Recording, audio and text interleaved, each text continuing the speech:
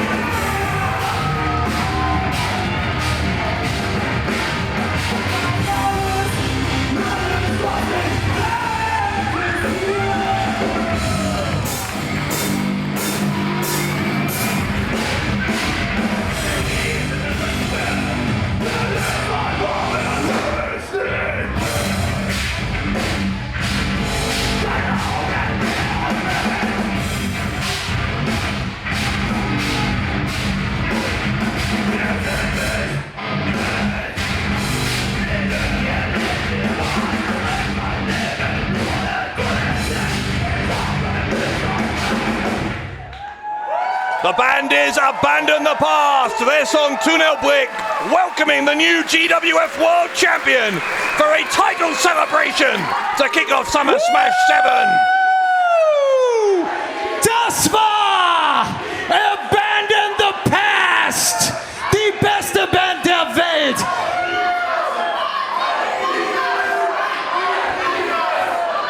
Macht es doch nicht kaputt! Kommt rein, wir haben zu feiern! Heute ist ein wunderschöner Tag, denn ich bin euer GWF World Champion! It looks like the band is coming to join the party.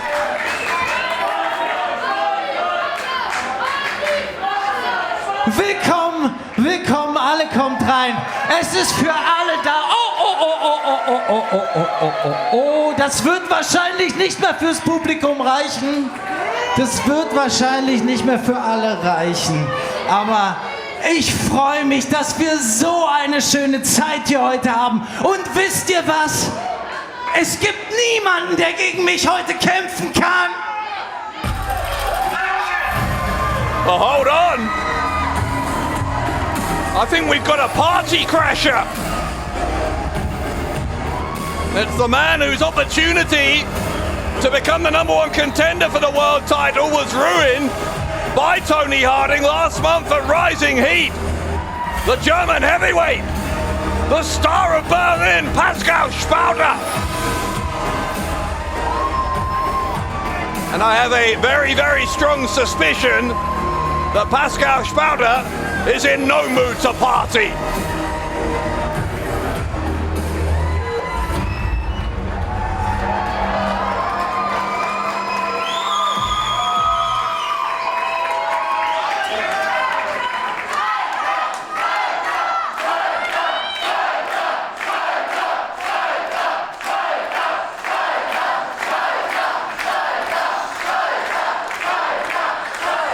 Listen to this reaction. Oh, Toni, du stehst hier im Ring und feierst dich, lobst dich bis an die Decke und weiter. Dabei bist du der Grund, weshalb wir heute nicht aufeinandertreffen. Du hast eingegriffen, als ich meinen 3. Kampf hatte, um mir ehrwürdig die Chance auf den Titel zu verdienen. Du bist nicht mehr dieser Hauptakt hier, denn der bin ich jetzt. Und nur, weil du nicht deinen 3. Kampf gewinnen kannst, hey, dafür kann ich nichts. Ich feiere hier.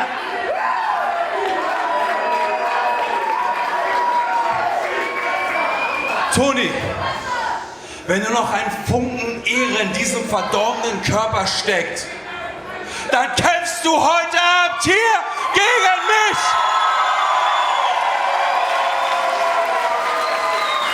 I like that idea. What does the champion think?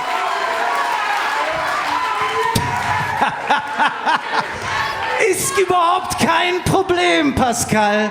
Ich habe bereits mit Ahmed Scher geredet und wir haben vereinbart, dass du noch mal 3 Matches haben musst, bevor du gegen mich antrittst um diesen Titel. Aber weißt du was? Vielleicht kann Ahmed Scher dir das höchstpersönlich auch noch einmal mitteilen.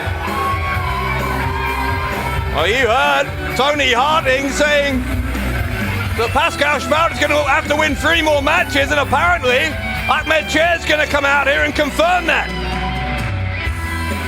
Pascal, es tut mir leid, aber Toni hat recht.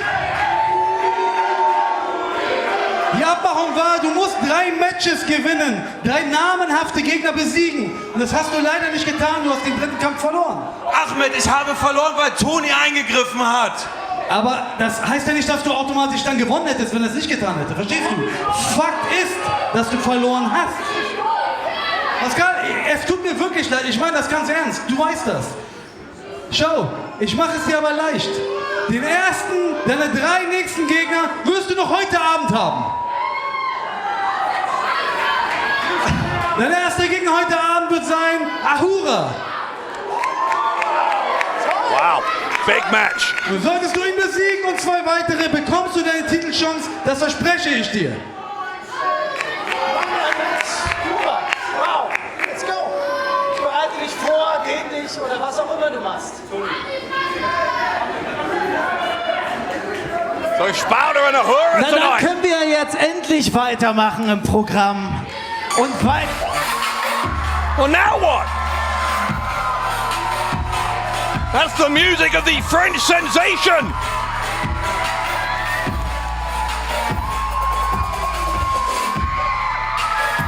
And here he is, Senza Volto.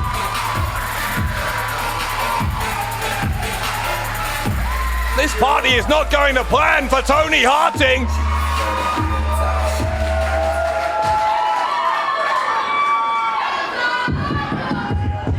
Whoa, whoa, whoa, whoa, whoa. Hallo Berlin!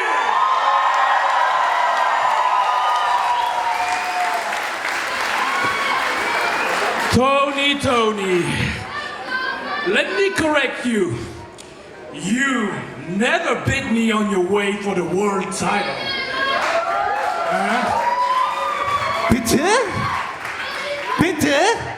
Das, mein Lieber, müsstest du erstmal beweisen, denn ich habe ganz sauber gewonnen. Ja, übersetzt. The proof. Oh, actually, yes, I have won. Well, what is this? This is footage from Blockbuster earlier this year. If you remember, Harting and Volto brawled back to the locker room area. Now what? We didn't see this footage at the time. Oh my God! Wait, did you see that? I know, Berlin know, that was not me. It was a fake Senza Volto. Da sind beide wieder. Hat jetzt sein Mann, hat jetzt. Das ist. Und das Cover von Toni Harting. Und der Sieg. That is scandalous. Absolutely scandalous. So, Toni, I think someone deserves a revenge. So, what do you think about you, me, tonight for the world title?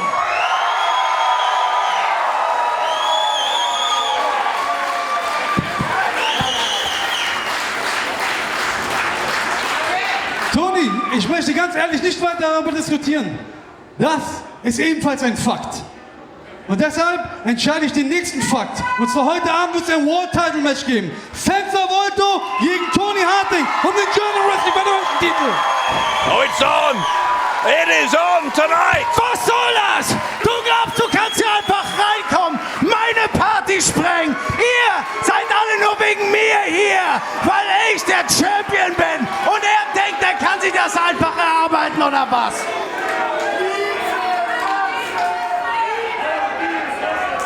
Has there ever been a party that's gone more wrong than Toni Harting's championship celebration?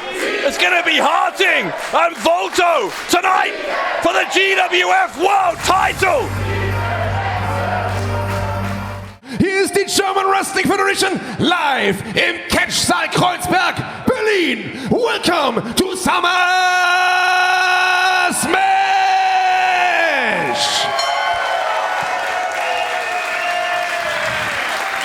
Das erste Match ist ein Three-Way Tag Team Match, angesetzt auf einen Fall.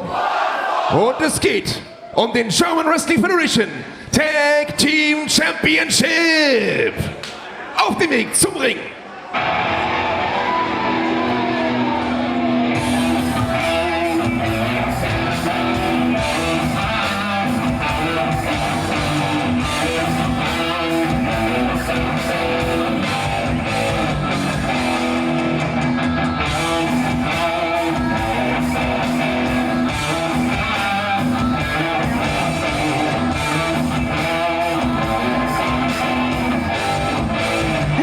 Gesamtgewicht von 190 Kilogramm.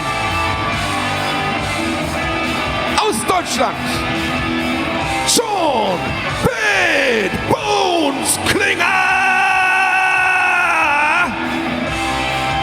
Sein Tag-Team-Partner, Tarkan, Aslan. In Begleitung von Erkan Sulcani. Sie sind die Blutsbrüder. Well, if you think that Blutsbrüder look like they're missing something tonight, you'd be right. John Bad Bones Klinger and the Lion King Tarkan Aslan do not have championship gold around their waists, having lost those titles 1 month ago.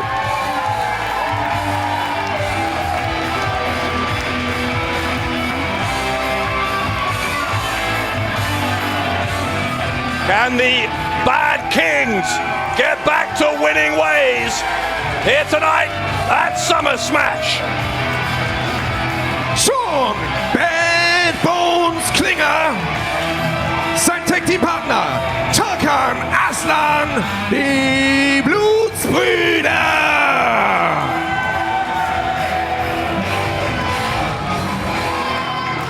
Und ich muss mich korrigieren. Es geht gar nicht um den Titel, es war einfach so ungewohnt, denn die beiden hatten ja lange den Titel, aber der ist ja weg. Der ist ja weg. Sorry dafür, sorry. Ex-Champion. Ihre Gegner.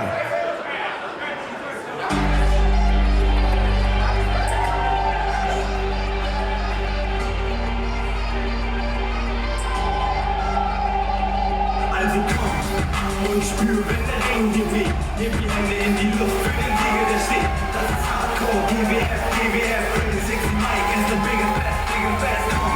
Mit einem Gesamtgewicht von 208 Kilogramm. Sie kommen, sie sind Berlin. Crazy Mike Chair. Sexy Ronaldo Shaqiri. Zusammen sind sie Team Crazy Sexy. Speaking of former World Tag Team Champions, these two were until Blockbuster back in April when Klinger and Aslan dethroned them. Plenty of unfinished business here. Crazy Mike Chair und Sexy Shaqiri.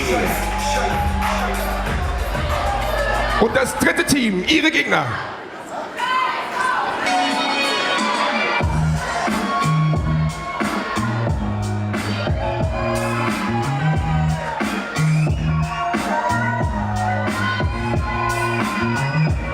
Mit einem Gesamtgewicht von 217 Kilogramm.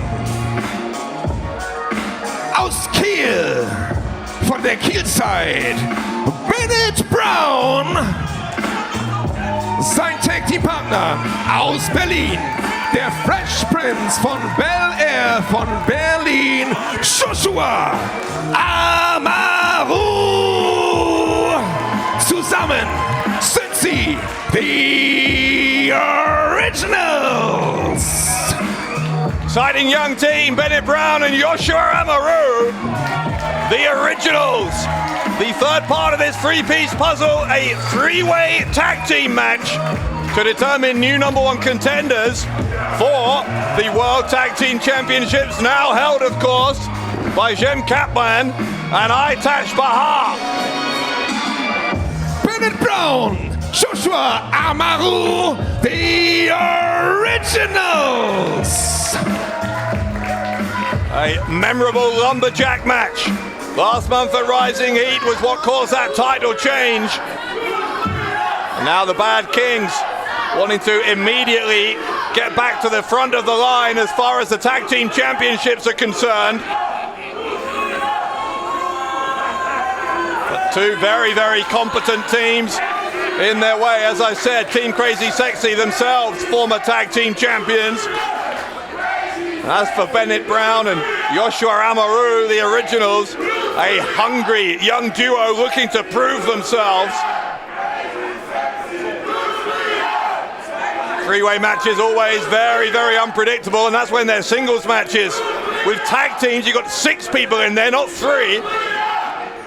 That means anything could happen as this match gets underway.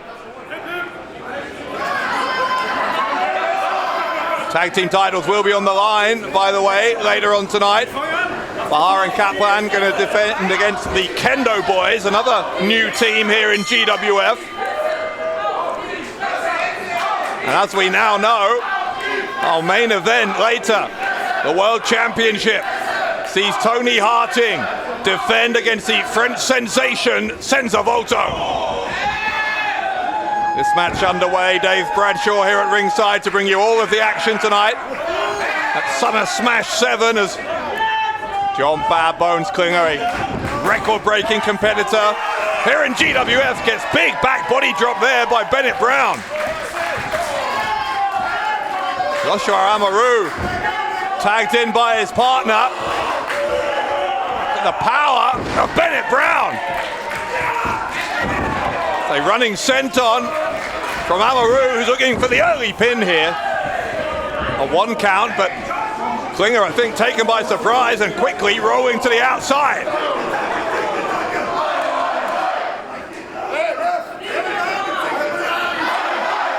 Well, it's a little bit rich of Tarkan Aslan and John Klinger to complain about cheating, given their colourful history in that regard. Anyway, Ronaldo Shaqiri tagged in, and the rules of this 3-way tag are that anyone can tag in anyone else. I think Tarkan Aslan was tagged in amongst all that as well. Or it's the Lion King against sexy Ronaldo Shaqiri, one half of Team Crazy Sexy. Or an elbow tie up and then an arm drag. Tarkan Aslan trying to claim an injury already. I was going to say he's like the boy who cried wolf, but I guess you'd call him the king who cried wolf.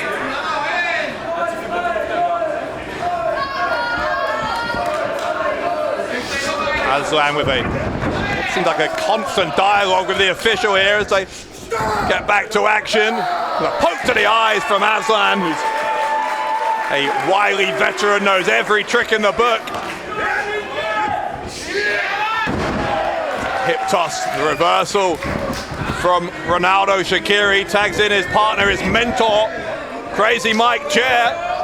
He gets launched by his partner into the corner. Look at this, the do-si-do into these repeated elbows, right into the face of Tarkan Aslan.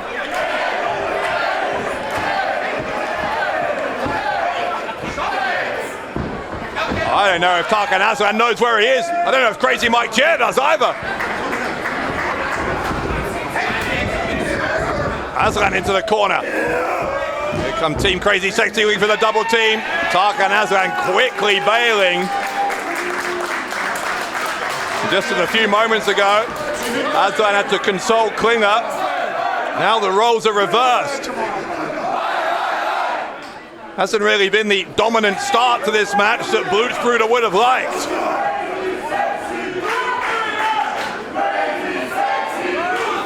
And by the way, we would love to know who you think is going to walk out of here as number 1 contenders for the tag titles. We'd love to know who you think is going to walk out tonight as the world champion. Join the conversation online on social media using the hashtag GWF Summer Smash.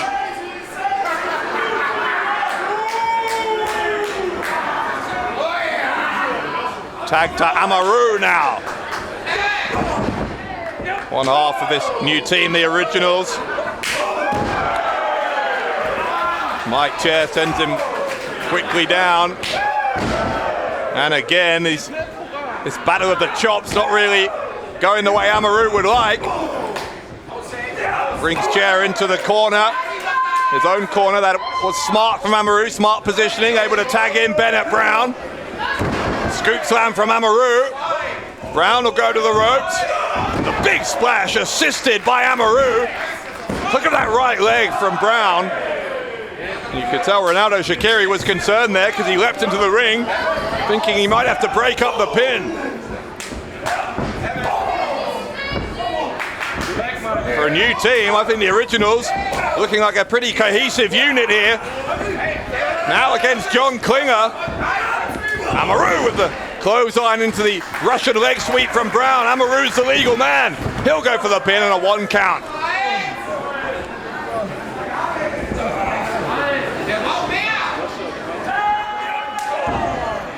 What would it mean to the Originals this early in their careers as a tag team to become the #1 contenders for the GWF tag team titles?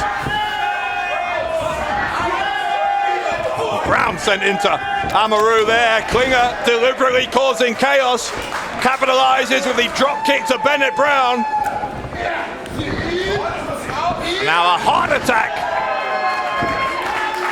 John Klinger and Tarkan Aslan paying homage to the Heart Foundation before the kick out there from Bennet Brown.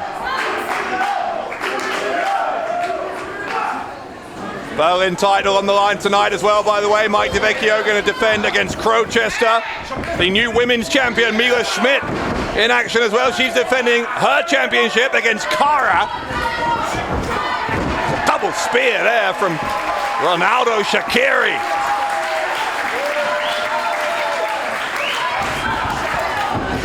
Here comes the Uranagi on Joshua Amaru from Shaqiri.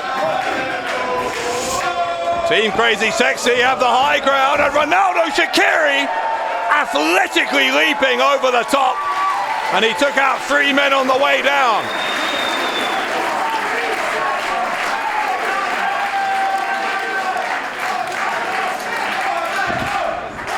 Klinger rolled back in here by Shaqiri. Now tags in his partner. Crazy Mike chair. Of course, Mike's brother Ahmed already making a bit of a splash here tonight. Speaking of making a splash, the ripples are there going around the arena as Klinger nearly got defeated off of that. I guess it was a variation on a pile driver in the end almost, because Klinger got dumped on his head from that double underhook position. Now an elevated DDT. Shaqiri is the legal man. He'll go for the pin. And that got broken up by Tarkan Aslan.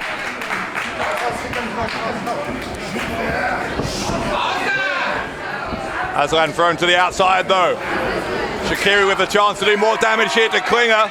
But Klinger with a rake to the eyes. Amaru was tagged in by Klinger. Now the Originals go for another double team. More impressive stuff from these youngsters. Bit of confusion there though on who needed to go for the cover. Aslan was looking to break it up. I think Ronaldo Shaqiri's left shoulder came up in time anyway. A little bit of inexperience there maybe. Just costing Amaru and Bennet Brown a half a second, but it was a vital half second.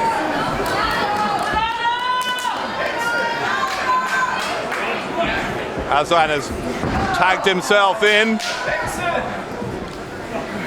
Now he's tagged his partner Klinger. Well, we've seen a tribute to the Heart Foundation. Will we see a tribute to the Road Warriors? Tarkan Aslan leaping off the top with a doomsday device. Well, Amaru had enough energy left to roll to the outside. That may have just saved the match.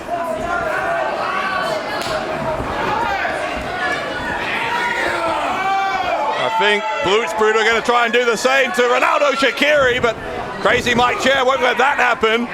Finger's got a hold of his leg, went for a bicycle kick, couldn't get him, and instead got slammed down hard on his back. Looking for a sharpshooter there was Mike Chair, was countered. An impressive count, you'd have to say, from Klinger. And Klinger now middle of the ring has a sharpshooter applied on Crazy Mike Chair. This is trouble here, there's nowhere to go, he's nowhere near the ropes. You can see Chair is trying to crawl towards the ropes, but he got dragged back into the center. Mike Chair Can he survive this? The pain must be excruciating. Klinger's got it cinched in hard. Once more, dragging him back towards the middle. Did he give up? I think he did. The Bad Kings have won it. Sieger durch Aufgabe. The winners via submission. Schon Big Bones Klinger, Tarkan Aslan, die Blutsbrüder.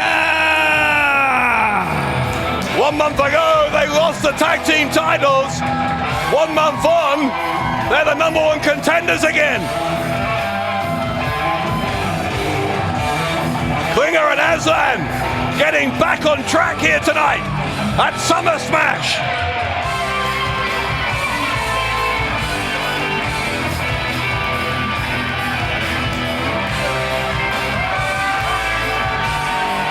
The Blutsbrüder jackets back on. Die Sieger Tarkan Aslan, schon Bad Bones Klinger, die Blutsbrüder.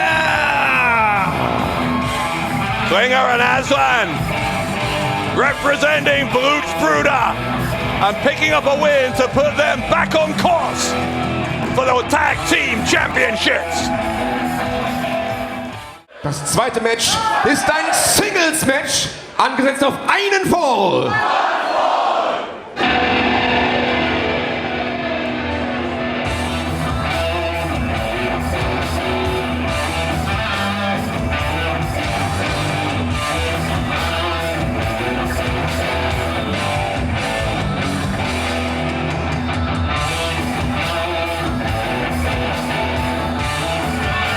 Mit einem Gewicht von 103 Kilogramm aus dem Kosovo, the Golden Boy, Mr. Uppercut, der Blutsbruder, Erkan Sulcani.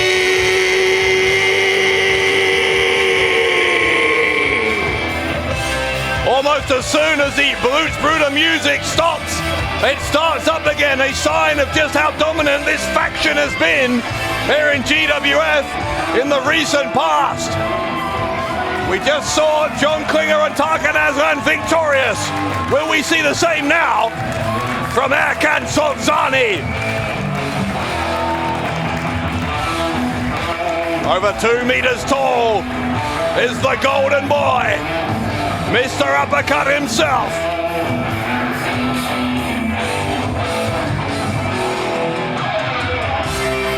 Der Blutsbruder, Erkan Sulcani.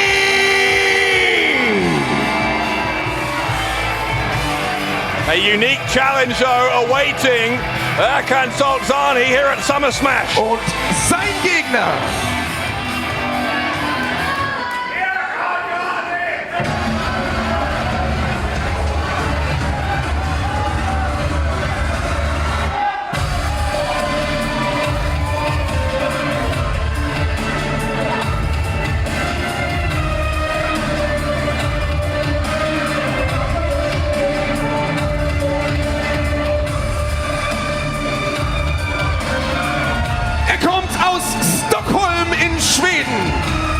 er ist der Turkish Assassin. Er ist Endakara.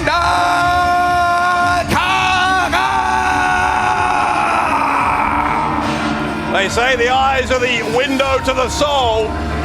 And if you look into the eyes of Endakara, I think you see something very, very dark inside the Turkish assassin.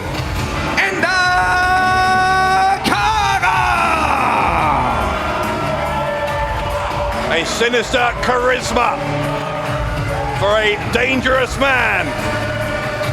Endakara. Not only dangerous, but also very exciting to watch. One of the fastest athletes here in the German Wrestling Federation. Very strong aerially as well. Real clash of styles here, in fact, when you think about Erkan Sulcani Just towering over Endakara here. Real powerhouse is Sulcani.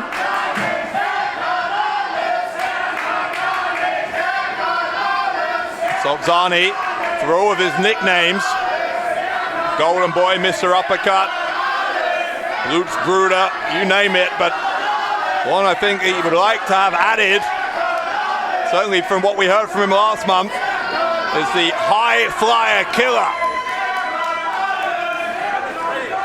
That's what we heard from Sulcani after his double count out with Crowchester last month at Rising Heat. And tonight facing another one who I guess could call a high flyer in Kara. Again, the height difference is pronounced.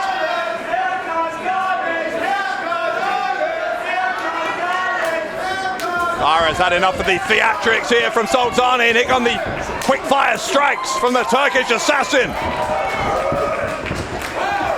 These spinning kicks. Body shots from Endakara, who started off lightning fast here. Erkan Sulcani maybe just not quite ready for the speed here of Endakara, who's going to the ropes and launches over the top. Goodness me, what a landing. So much momentum, he almost went over the top of Sulcani. Caught him in the shoulder in the end. Kara so fast, look at this. Here comes Endakara. A double foot stomp right to the back of the head. Could be an upset here from Endakara. Kick out on one. Kick out on one from Sulcani. Kara needs to not get frustrated. He needs to stay on offense here, stay on top of Sulcani, who frankly has looked a little bit shell-shocked with this torrent of offense from Endakara. Boot goes up into the face there of Sulcani. Shoulder roll from Kara, but ran into the boot. Right into the boot. Almost taking the head off of the Turkish assassin, and that could sway the match right there. For all of the positive start that Endakara made, a boot like that from Sulcani, yeah, an uppercut from a man who is a specialist in uppercuts, obviously, meaning that Kara has gone from being in control of the match to being barely able to stand. After that elbow to the face, I'm not sure he will be able to stand. Might need some dental work doing as well.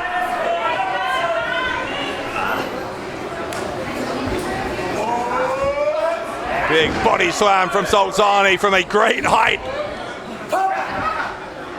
Dropping the knee right down on the face of Endakara.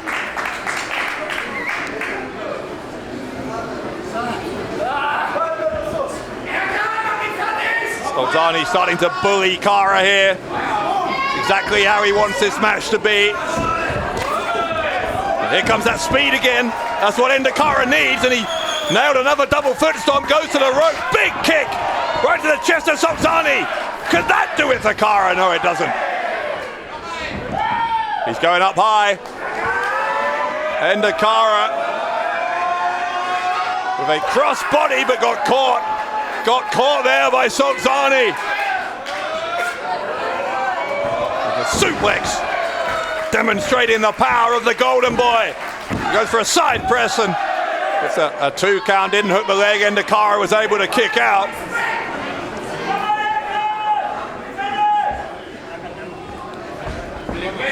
Sulcani now though, the Irish whip. Uppercut on the way down. Sulcani can get you with those uppercuts from absolutely anywhere. Kara was able to pop that shoulder up off the mat from that very cocky pin with the foot from Sulcani.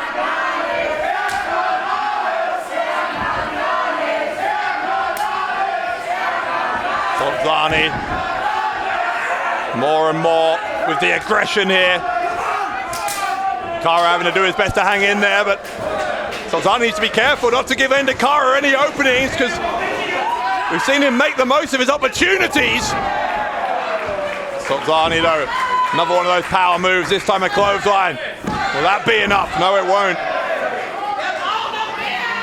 Another maybe slightly lackadaisical pin, but I think Sulcani is getting the message that he cannot be complacent, he cannot take victory for granted over Endakara. Tilton, whoa, DDT! What a counter, thinking on the fly there from Endakara. Kick out by Erkan Sulcani, but Kara once more headed up high, right to the top turnbuckle. A big frog splash. Kara may have hurt himself with the impact, but it could be enough. It was half a second from being enough. Sulcani able to kick out despite the tremendous impact of that frog splash from Endakara.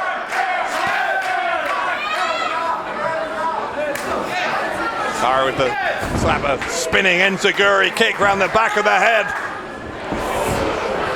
Sulcani though, just like that, able to counter. What a powerbomb that was. And he might not be done here. Super kick right to the face.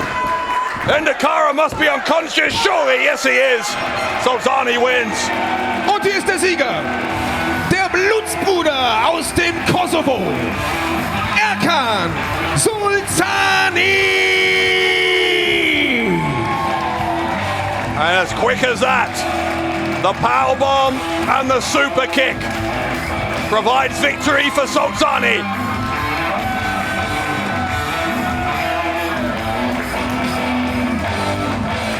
A fighting effort there from the Turkish assassin Endakara. Sulcani, in the end, a force too irresistible for the Turkish assassin to overcome. I think we're going to hear from Sulcani.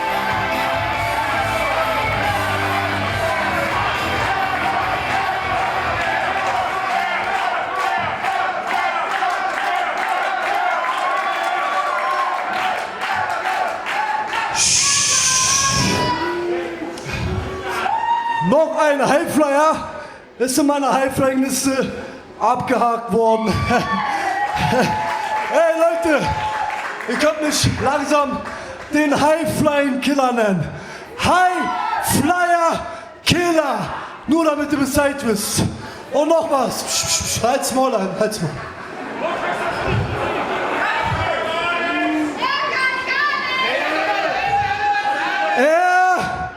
Erkan!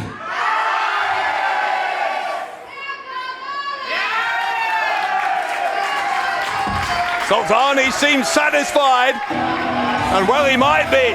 He has picked up the win here tonight in Berlin.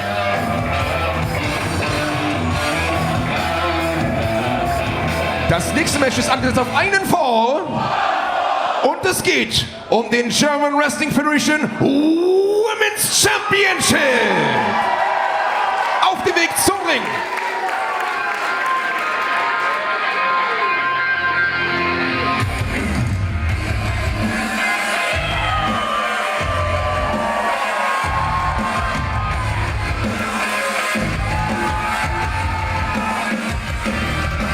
Mit einem Gewicht von 74 Kilogramm aus Darmstadt in Deutschland, Kara, die Kriegerin!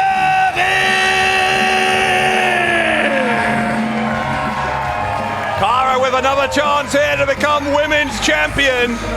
Was part of that three-way match last month at Rising Heat. A match in which the woman we're about to meet became the champion.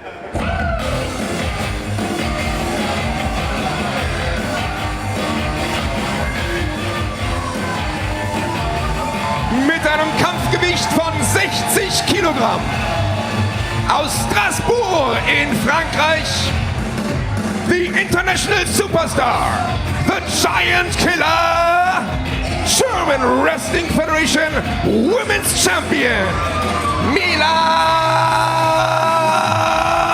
Smidt. That was third time time lucky last month for Mila Smidt, who on 2 previous occasions had been unable to unseat Jessie J as women's champion, but got it done here in Berlin just 4 weeks ago.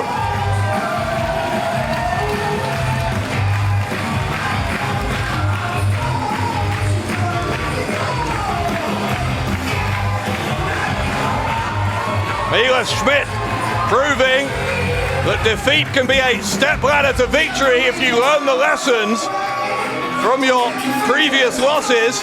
Persistence paying off for the woman who is now right on top of the mountain. As far as the women's championship goes, she is the one who has it.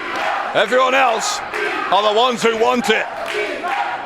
And tonight, the one with the opportunity to get it is Cara.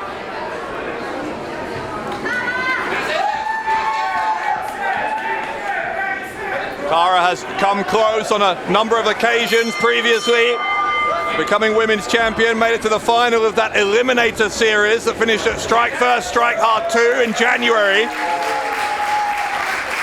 It was Cara who lost to Jessie J, starting Jessie J's title reign, the same reign that ended last month. Right now, the chance one-on-one here for Cara. After last month, it was Jessie J, Cara, and Smidt.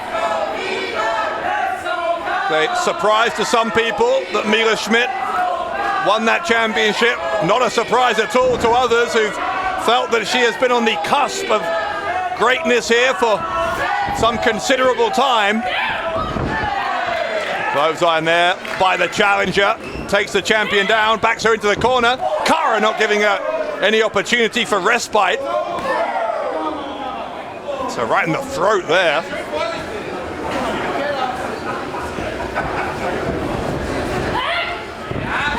Back into the corner once again. Cara using her posterior there as a weapon, driving it hard at high speed, high impact into the face of Mila Smidt. The snapmare takedown.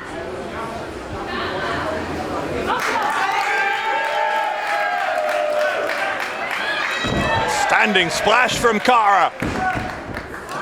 Able to very briefly hook that left leg of Mila Smidt, but Smidt able to kick out before Cara really had that pinning predicament locked in.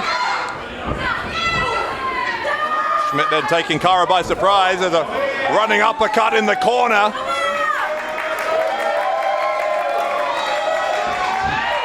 Big shoulder thrust right to the abdomen. Nowhere to go in that corner for Cara, who now gets dropped face first off of that bulldog. Smidt looking good here in her first title defense. Got her right in the face with a drop kick. Now gets her body weight down on the shoulders. Cara had to expend a lot of energy to kick out, but kick out she did.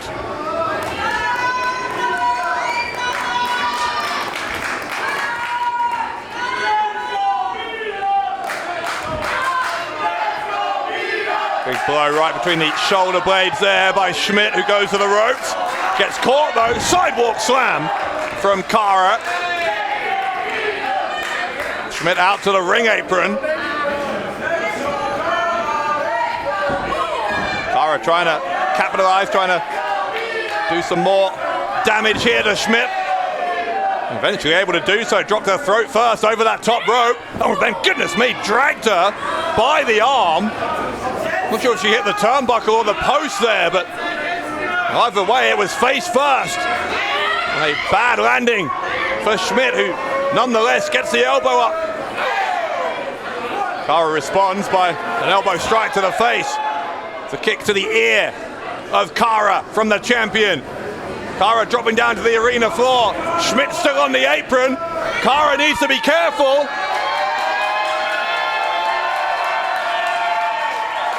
Smidt gonna launch a crossbody.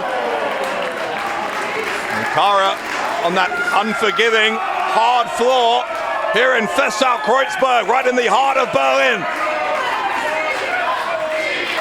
It might be as well that her head might have hit that bottom step on the way down. So, that'll be particularly painful. She's holding the back of her neck as Smidt tries to pick up the win. Hooked both legs there, got a 2 count. There will be top talent all around Europe watching this match. The GWF Women's Title, a coveted prize. Sorry, they're getting the boot up. Now she'll try for the win. Yeah, I think she needs to do a little bit more damage here. Smidt tries once more for the pin. Cara is showing some persistence of her own. I talked about the persistence of Smidt and continuously challenging Jessie J this year. Cara continuously pinning Mila Smidt, but unfortunately for her, same result every time. Champion kicked out. Cara knows she's got to do some more damage. And does so, spinning neck breaker. Gets that leg hooked once more, and the right arm just launching itself skyward there for Mila Smidt.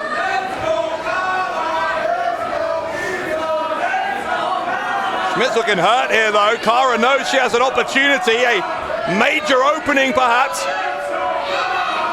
Fireman's carry position briefly before Smidt escaped. Tried to roll back through, couldn't hold on to her for the pin. Or maybe it wasn't the plan, maybe the kick was the plan all along. Great belly to belly suplex from the women's champion.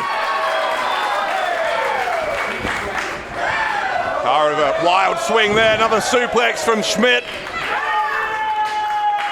Challenger paying the price for a bit of rash decision making, and Smidt launching all of her body weight onto the torso. Dragging Cara back into the middle of the ring, hooks that outside leg and kick out again. Keeps the match alive and keeps Cara's championship dreams alive.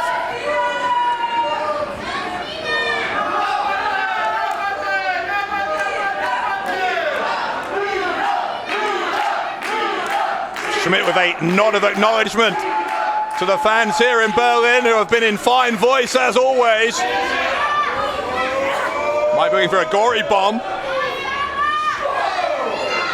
Instead of an elbow to the face from Cara. Smidt once more into the corner. Another kick from Smidt. He caught Cara right under the chin there.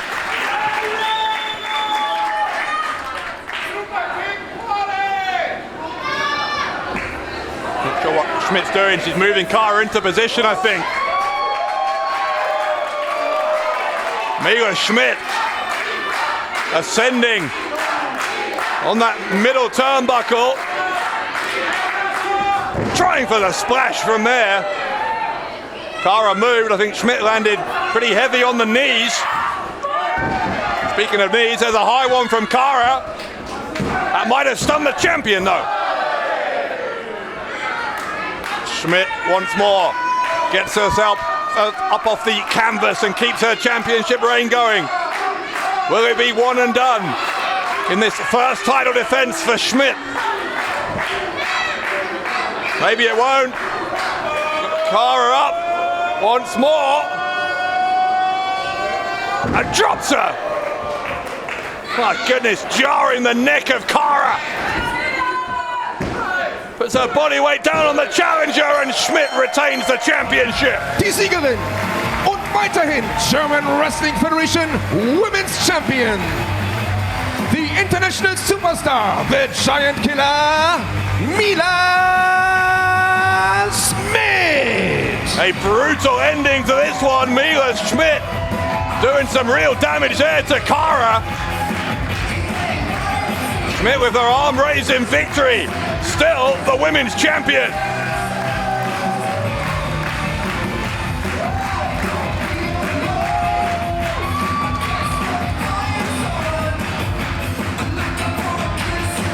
Celebration time here for Mila Smidt. After the first of what she hopes, I'm sure, will be many successful title defenses.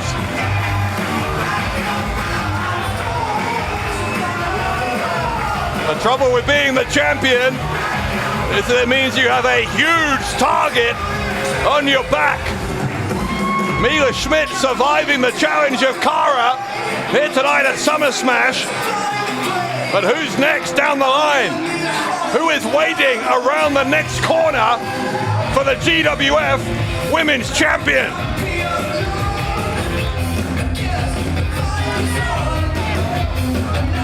Schmidt celebrating with one of her fans in his victory tonight, but holding on to that title will get ever harder.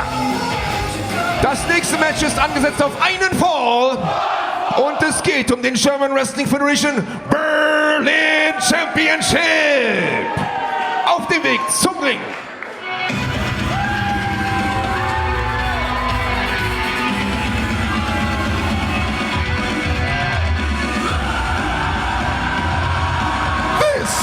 Is Crowchester!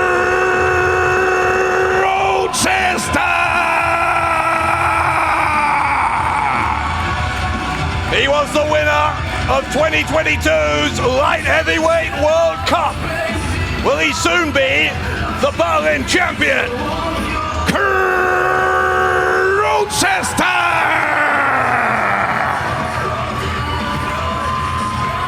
Crowchester gonna challenge the Belgian War Machine here at Summer Smash.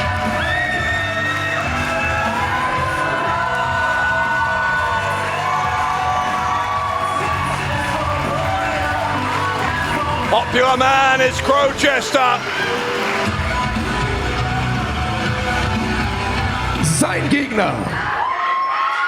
Crowchester! Wait, what? Crowchester!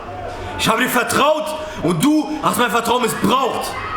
Und du weißt ganz genau, es ging nie ums Geld. Es ging darum, dass du ein Wort hältst, wie ein wahrer Freund. Und ich war lang genug geduldig mit dir. Doch jetzt habe ich etwas, was dir wichtig ist. Ich habe dein allererstes Merch. Und ihr alle könnt es ab morgen auf eBay ersteigern. Startpreis 50 €.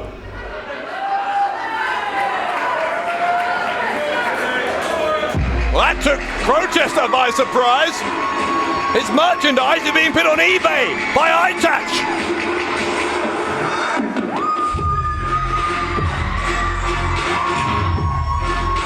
Mit einem Kampfgewicht von 108 Kilogramm. Aus Mons in Belgien.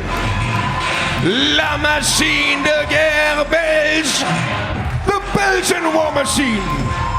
Der amtierende German Wrestling Federation Berlin Champion Mike Vecchio. Mike Vecchio has been a dominant Berlin champion.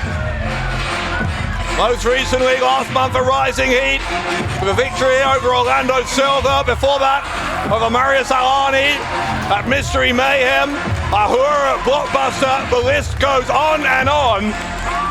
Whoever has been put in front of Vecchio this year, he has knocked them down.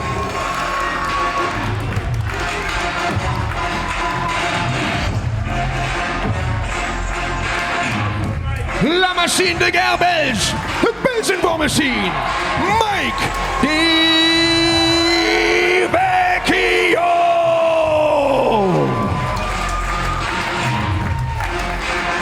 By the way, one of those who he's defeated since becoming the Berlin champion at the end of last year at Legacy 26. Vecchio in February at Global Warning with a victory over this man, Crowchester. But that 5 full months ago. It has been since then that Crowchester has won that Light Heavyweight World Cup and really gone from strength to strength. It's going to be a very interesting question here, whether Crowchester has developed enough to cause that war machine to malfunction.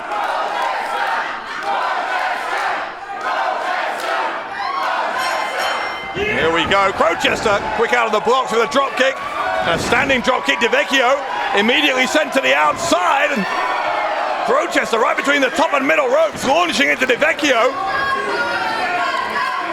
Now leaping off the top. Trying to take Vecchio by surprise. It was a clear strategy. A sign of the scale of the challenge. They were only good for a 1 count. Crowchester lands on his feet there though from the backdrop. Looking for the Hurricane Rana, got stopped in his tracks and dropped on his knees. Pure power from Vecchio. Crowchester using his speed. Very similar strategy here from Crowchester to what we saw earlier from Endakara against Erkan Sulcani. That's a springboard off the middle rope. Got caught in midair by Vecchio. Hoisted onto the shoulders and dropped into an upper backbreaker across the knee. Deceptive agility from Mike Vecchio to hit a drop kick of his own. And now Vecchio will go for the pin. Right shoulder comes up for Crowchester. But the problem with that strategy of throwing it all out there in the opening moments is that your star might burn bright but burn fast. That's what happened to Endakara earlier, and I wonder whether it could be a similar story here for Crowchester as Vecchio starts to impose himself on this Berlin title match. Triple suplex from the Berlin champion and a kick out. It will take something, I think, superhuman to end this Berlin title reign of Vecchio that's now 7 months in duration and showing no signs of slowing down. Could be about to head into an 8th month if he can force the submission here. This version of the camel clutch on Crowchester. Crowchester with some elbows to the kidney area. Briefly released himself, but the axe handle brought down there by Vecchio, who tries to translate that into a pin, but it was only good for just about a 2 count, almost a 1 count.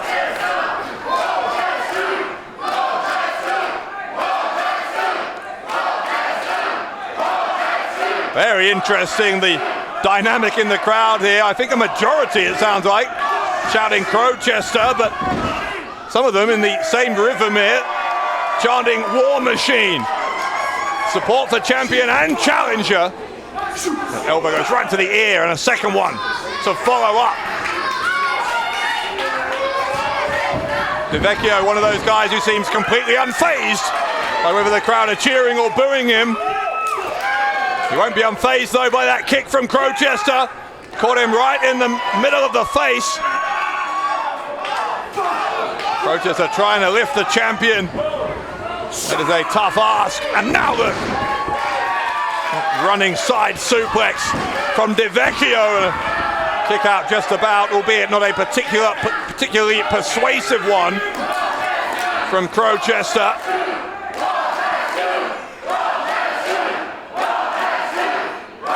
He is a machine that was constructed for one purpose and one purpose only.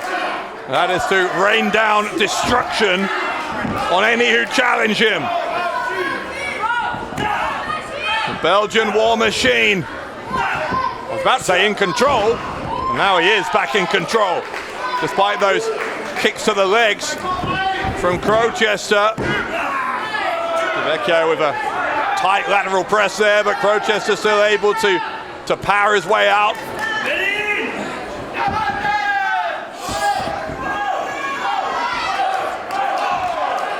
Body shot there from Vecchio and one to the other side.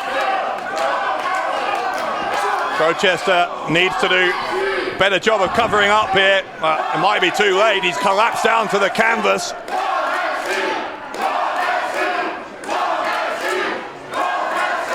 Now the chant, very firmly for the War Machine, who might defend the title here.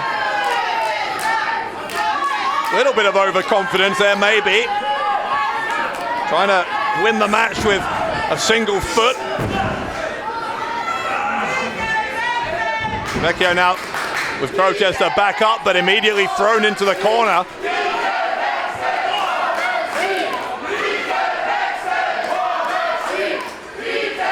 vicious elbows once more in that corner from Vecchio. Crowchester trying to pick up the pace once more, going to the top, springboards off the top rope. Vecchio ran in to avoid the contact. Baseball slide underneath here. Crowchester nails the drop kick. Single leg drop kick. On the second time, Vecchio rebounds. Right for clothesline, grabs him. Tilden well DDT from Crowchester.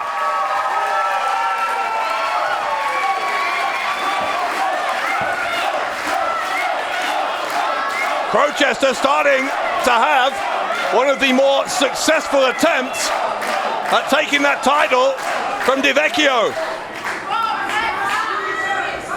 Well, it's a few steps further to say it's going to be a successful attempt, but he's going the right way about it, is Crowchester.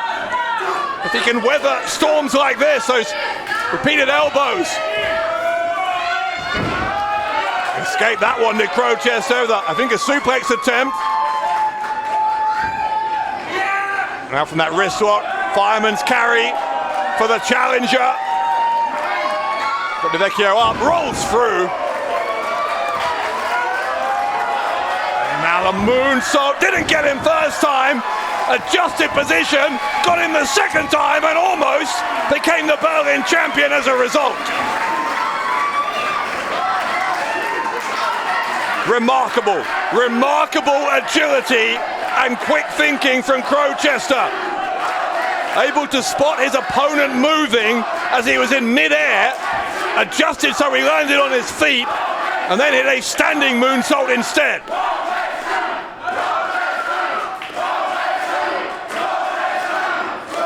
Crowchester with a look of almost, I don't know if it was disbelief, but it was certainly, at the very least, frustration at that standing moonsault. Didn't make him the Berlin champion. And I think that cry we just heard may have been also a bit of frustration from Crowchester. Rear waist lock from the challenger. That elbow would knock most people out. German suplex. Crowchester twisted his body in mid-air so he didn't land right on his head. His left shoulder took the brunt of that. And the cross body, again, the attempt to catch him. Couldn't get it all, but enough to get him into a variation on the power slam for another 2 count.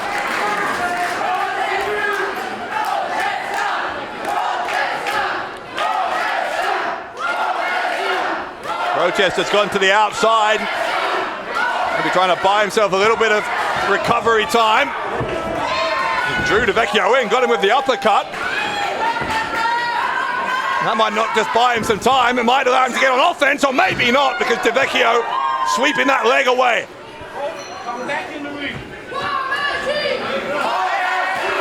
Crowchester briefly sent back into the ring, but Vecchio's got him by the hair here on the ring apron. Vecchio, suplex, and an awkward landing. I think, in fact, Crowchester kind of landed on Vecchio. So that didn't go particularly well for either man. It was an attempt at the suplex from Vecchio, trying to drop Crowchester on that hard edge of the ring. Because his feet got kind of caught up in the ropes, both men landing awkwardly. Vecchio seems like he's all right. In fact, he's up on the top rope. Big body press from Vecchio, and he was just a 1/10 of a second away from retaining the Berlin Championship.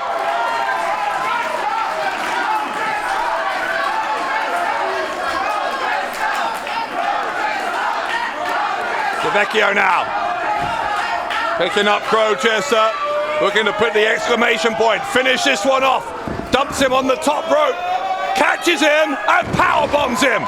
Stunning from Vecchio, but it's not enough to put Crowchester away.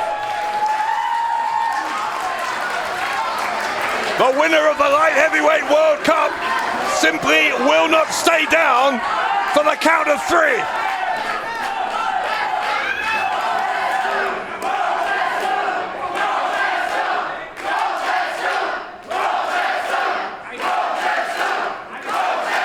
And the chant now swinging back towards Crowchester. It's hard not to cheer for him after this show of resilience. Remember, Crowchester kind of taken off his game at the start of this match. That revelation that Aytac Bahar is putting his merchandise on eBay to try and reclaim the 50 euros that he borrowed from him. Crowchester has put that behind him, and he may be about to put the Berlin Championship right in front of him. A kick right into the face of Vecchio.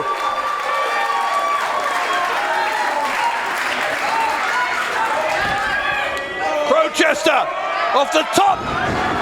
The Hurricane Rana off the top. Vecchio's in trouble.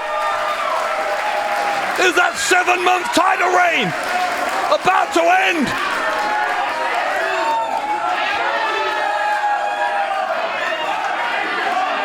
Crowchester with Vecchio laid prone beneath him. A 450 splash from Crowchester. Go for the pin. I went for a corkscrew moonsault, couldn't get it. Vecchio moved out of the way. And if Crowchester doesn't go on to win this match, he is going to have the biggest of what-if questions to ask. What if he'd gone for that pin right off of that 450 splash? Let's hope he doesn't come to regret it, but you don't get many chances against Vecchio. Crowchester, though, got the boot up as the champion came running in. Does the same a second time. Vecchio had him by the leg, but an enziguri, and now Crowchester's going to go up again, I think. Maybe we'll make amends for not going for the pin last time, or maybe not. Because Vecchio throws him off the top. Kick though by Crowchester, very quick recovery from the challenger, and it needed to be. There's a pop-up powerbomb. Vecchio from nowhere. Now the spinning gut wrench into the sit-out powerbomb from Vecchio, who is still your Berlin champion. Hier ist der Sieger und damit weiterhin German Wrestling Federation Berlin Champion. Aus Belgien, La Machine de Guerre Belge, the Belgian War Machine, Mike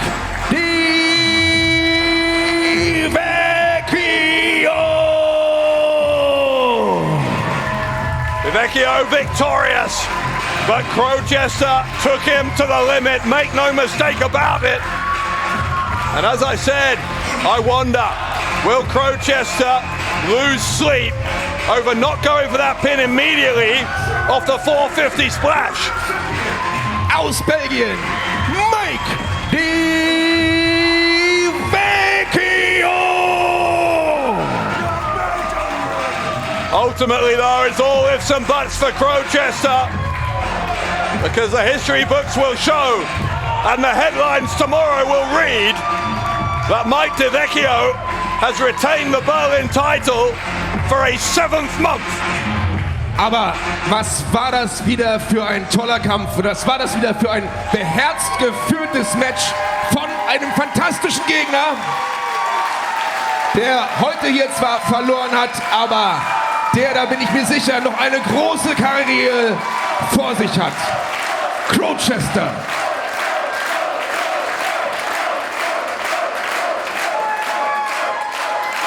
Great respect between Crowchester and Vecchio. Aber der Sieger kommt aus Belgien und der Sieger ist weiterhin German Wrestling Federation Berlin Champion, Mike Vecchio. A handshake, good to see, between two of the most popular men in the German Wrestling Federation.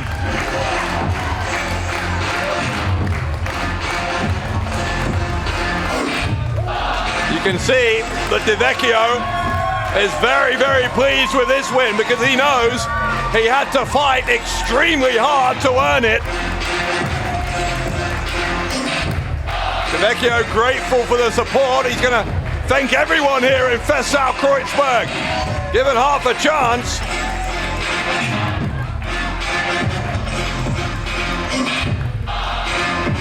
The Belgian war machine remains unbeaten, unbroken. Mike De Vecchio still the Berlin champion.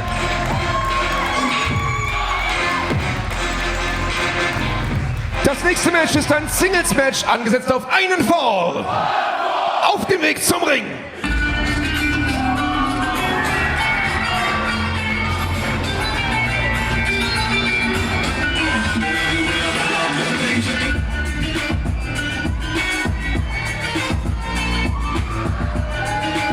Mit einem Gewicht von 86 Kilogramm aus FFM 069.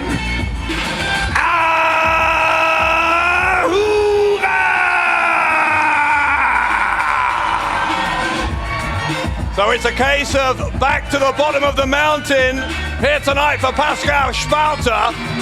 Spalter has to win 3 in a row if he's going to get a shot at the GWF World Title. He'd done 2 of those 3 last month at Rising Heat, prior to that defeat against Marius Alani, a large part of which was down to Toni Harting. So Spalter starts again here tonight. Oh my goodness. Ahura making no bones about how he felt about that sign in the crowd. I don't think that fan is going to do anything about it. Ahura's a dangerous man. It could be a defeat at the first hurdle of 3 this time around for Pascal Spalter against Ahura.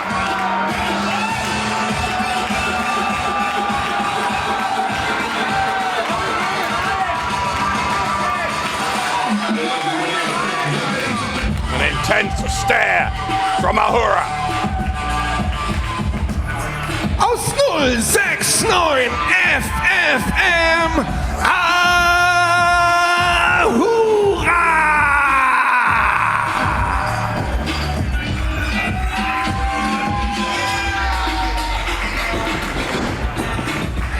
Sein Gegner.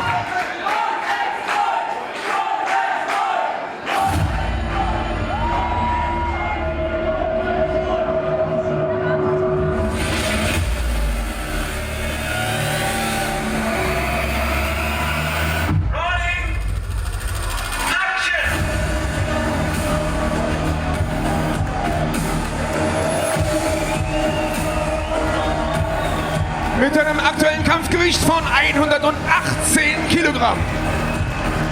Aus Berlin, Pascal Spalter!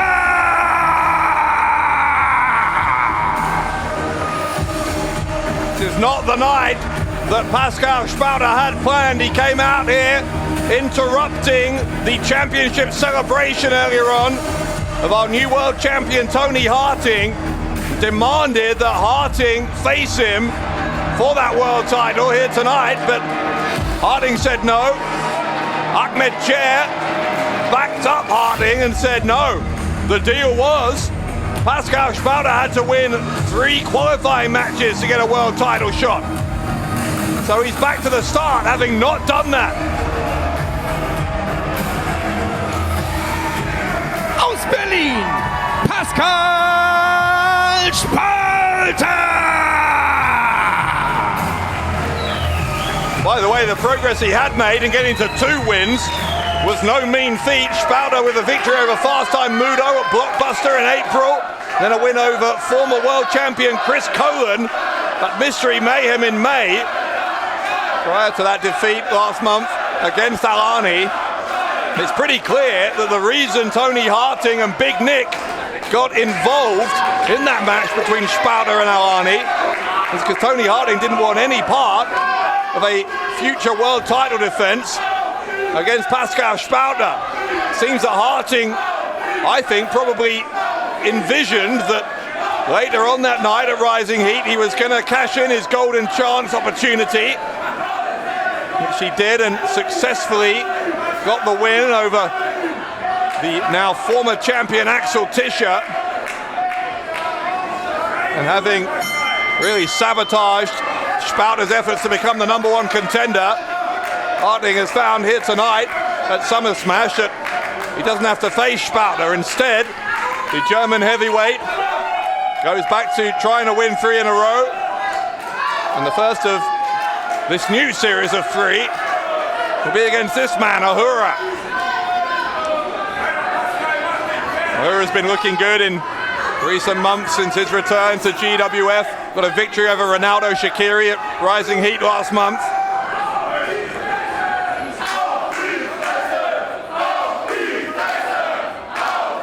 Ahura, I can't hear what he's saying, but it's a pretty intense conversation between him and Spalter to start this match. It's going to end in a handshake, is it?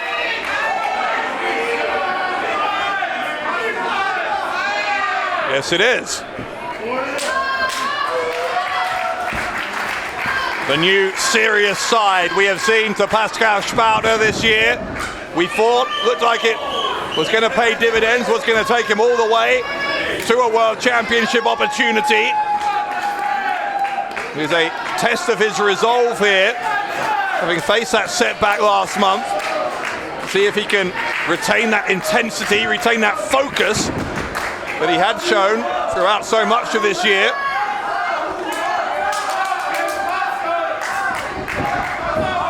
Ahura, I think, seems pretty inclined to try and test that patience of Pascal Spalter.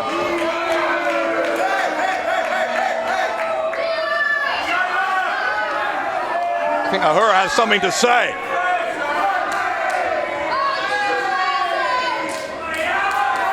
Get it back in the ring. Get back in the ring and fight your opponent.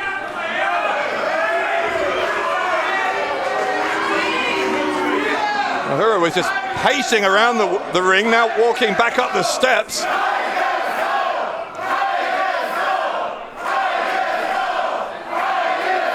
Spalter ready to go. Ahura finally, at his own leisure, gets back in. And we're back underway. Collar and elbow tie-up, but powerhouses Spalter back to Ahura into the corner. Ahura was able to turn it around in the corner.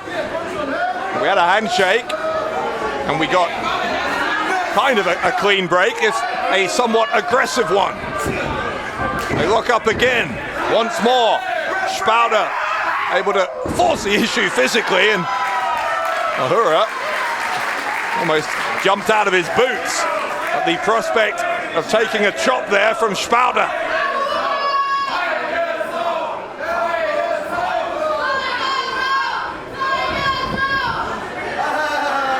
Of course, Spalter not the only one, with his eyes very, very firmly on the GWF World Title. In fact, if Spalter were to win those 3 qualifying matches, it would be not necessarily true that it would be Toni Harting who he would face, because Senza Volto, for one, has other plans. He's looking to take down the new champion, win that title for himself in our main event here tonight at Summer Smash.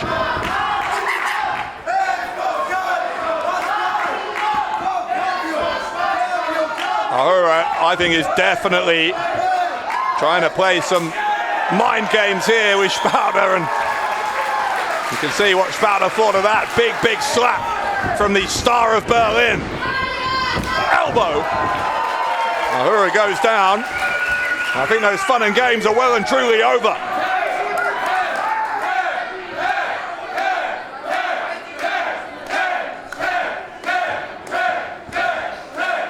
Spalter, I think, just trying to squeeze some of the life out of Ahura here.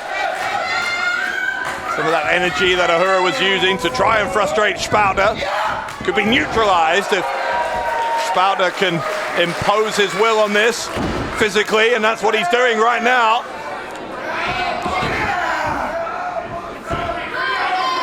Spalter already a former 3-time world champion.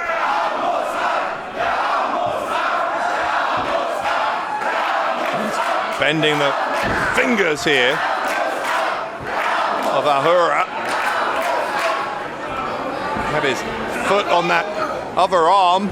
Ahura using his legs to push Spalter away in the end, and then using his boot as a weapon. And interesting, by the way, that Ahura is wearing boots, because he often competes barefoot. He is wearing some footwear here tonight. Big body slam coming up, I think, from Pascal Spalter. Ahura just had to wait until Spalter was ready to drop him, knowing that a bad landing was coming. And there might be worse news here for Ahura, because Pascal Spalter looks like he's lining up for the cross-face chicken wing.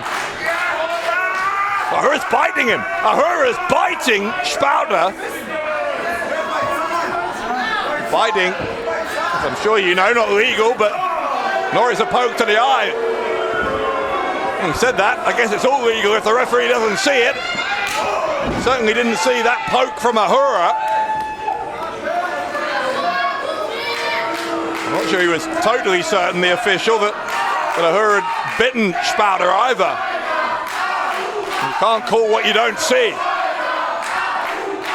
Ahura now, though, trying to do to Spalter what Spalter was trying to do to him, just wear the big man down, neutralize that power game.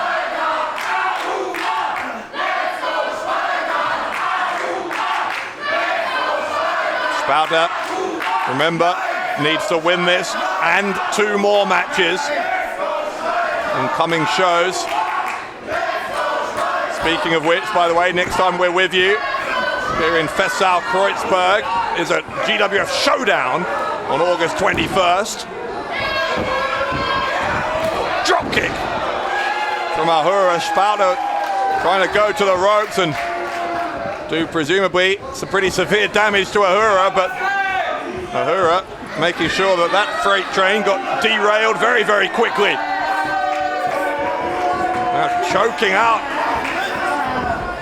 Spalter there. It's an illegal hold, obviously. Referee demanding the break before the count of 5, and the semblance of sportsmanship that there was at the start of this match with the handshake and then the clean breaks in the corner seem to be out the window now. The biting, the poking of the eyes, the choking. Ahura increasingly determined, it seems, to do whatever it takes, whether it's within the spirit of the rules or not, in his efforts here to defeat Spalter. Two men collided there right in the middle of the ring. Spalter tried to charge into the corner. Ahura moved out of the way. Got him right in the face. You could tell how significant that impact was, because Spalter immediately dropping down onto the canvas. Ahura again choking Spalter and again broke it up before that count of 5.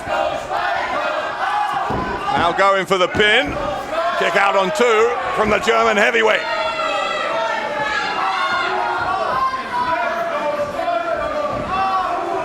There's been a pretty tempestuous relationship through the years between Spalter and the GWF fans.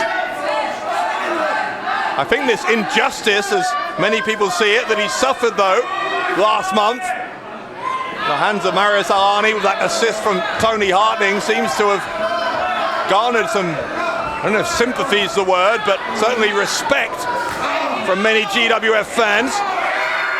Spalter has Ahura up. Ahura knew that was a bad place to be, quickly escaped.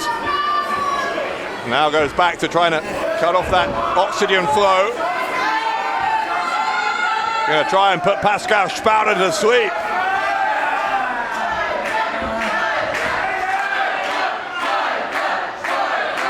Spalter might be fading.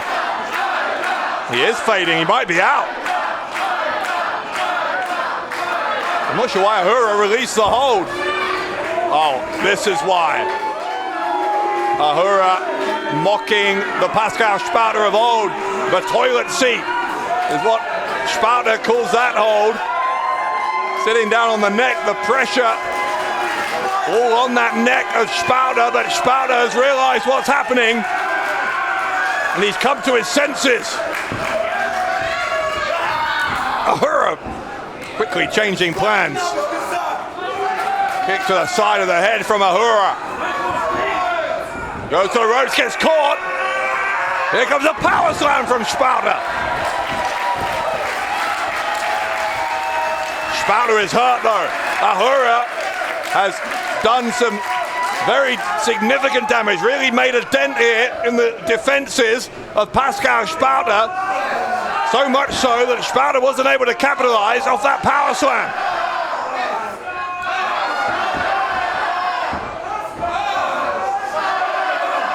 Ahura swinging with that right arm, now dropping the elbow across the back of the head of Spalter. The block from Spalter, big slap around the face. Does the same thing a second time. And a third time, Ahura keeps on coming back for more, finally. Changes plans, kick to the midsection, Ahura will go to the ropes. Spalter follows him, and Spalter takes him down. Great agility from the German heavyweight. The double underhook into a butterfly suplex from Spalter. Spalter puts his weight down on the shoulders, Ahura still able to kick out. Spalter feeling the energy now here in Fessau Kreuzberg. Looking for the cross-face chicken wing for a second time. And he wrapped that arm around the throat. Ahura realizes what he's trying to do and tries to block it. Spalter with a shot into the right shoulder blade. There's an avalanche in the corner. Ahura groggy. Goes down. Sitting down on the, in the middle of the ring, and I think Spalter was wondering whether to give Ahura a receipt for what happened earlier. And he is. It's the first time we've seen Pascal Spalter hit the toilet seat for a very long time. Spalter apparently discovering elements of his former self. He took his eye off the ball. The kick from Ahura could cost Spalter the match. German suplex with the bridge. He'll kick out. Ahura holds on to the rear waistlock though. Spalter nearly out of the first hurdle in this three-match qualification series to earn himself a World Championship match. Another 2 count for Ahura off of a second German suplex, and Ahura's holding on for even more.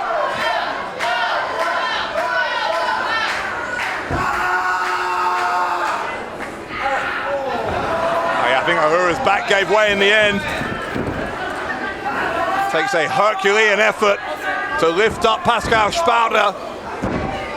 Gets swatted away there onto the apron, did Ahura, but he dropped the throat of Spalter across the top rope.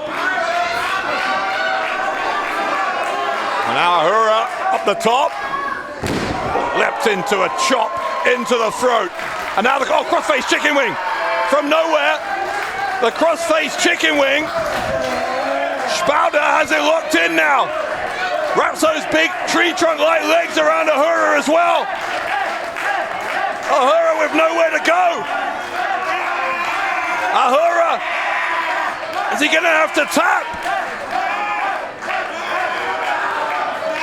It's tap out or pass out, I think, for Ahura. And he's passed out. Spalter wins. Und hier ist der Sieger. Durch Aufgabe. The winner via submission. Aus Berlin. Pascal Spalter.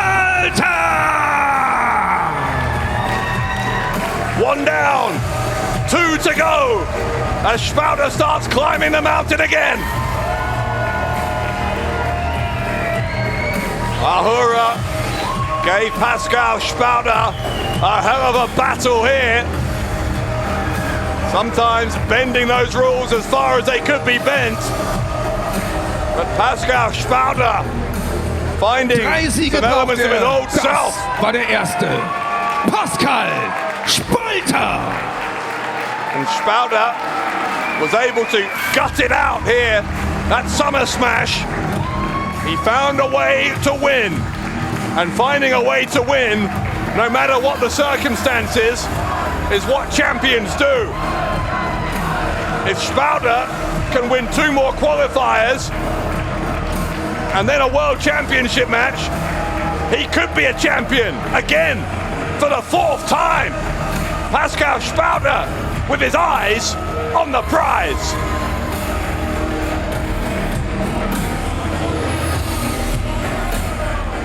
Du hast gar nichts zu sagen. Doch, ich merke genau, was du machst, aber wisst ihr was, ich habe schon lange einen Plan. Hey? Ja, ich bin's, Ahmed. Pass auf, ja, wir haben lange nicht mehr voneinander gehört, aber ich sag dir was. Ich bin kein Fan von dir, das weißt du, aber ich brauche deine Hilfe. Das nächste Match ist angesetzt auf einen Fall. Und es geht um den German Wrestling Federation Tag Team Championship. Auf dem Weg zum Ring.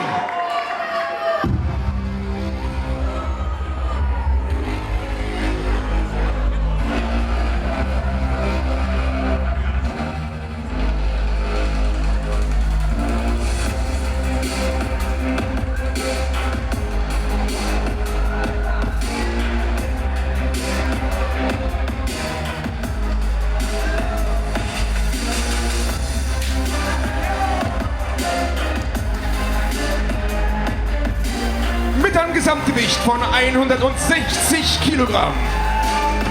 Aus Teheran im Iran, das persische Wunderkind Arash.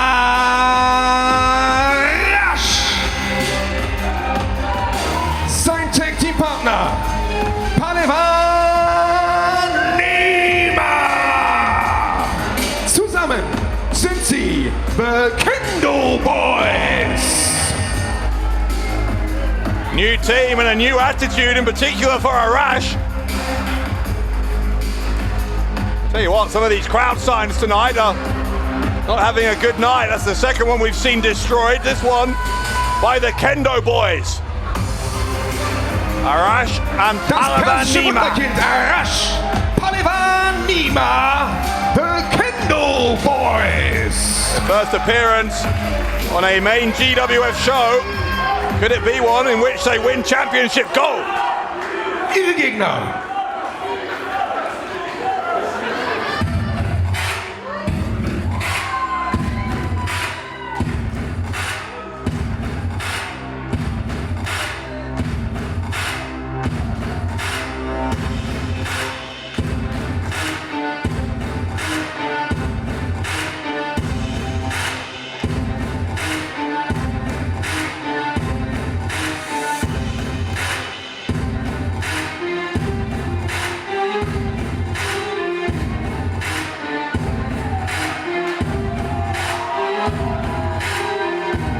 Mit einem Gesamtgewicht von 185 Kilogramm.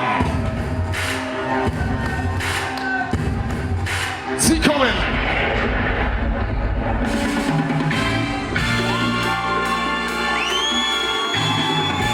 aus Istanbul und aus Adana in der Türkei.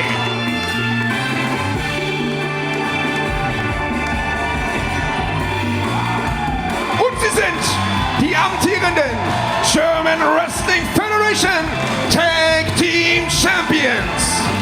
The Sultan of Wrestling, Champ Kaplan.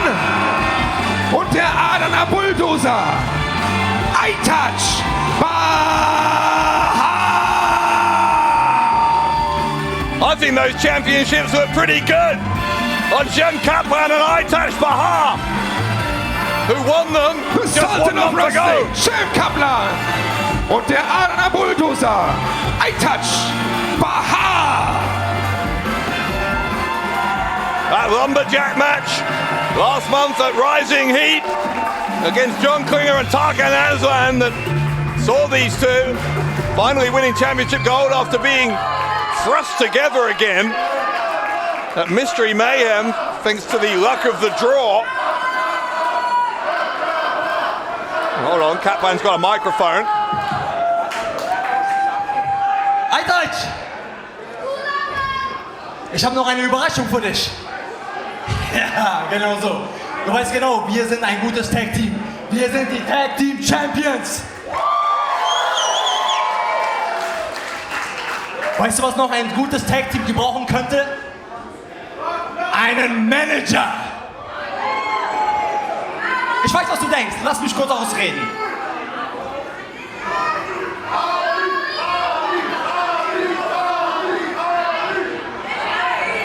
Unser neuer Manager!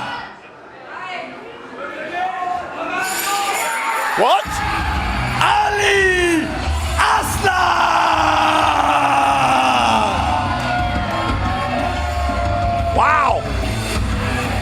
That is unexpected. Both Kaplan and Aytac Bahar have a history with Ali Aslan. They were both under his tutelage in the past as part of a group called Group Anarchy. But in both Kaplan and Bahar's case, their relationship with Ali Aslan ended pretty badly.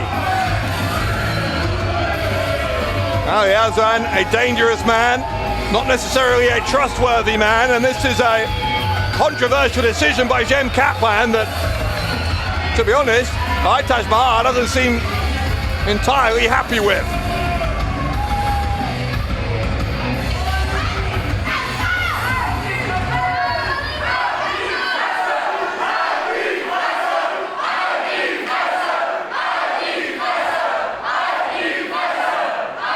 Bahar's not happy at all. He is not happy at all.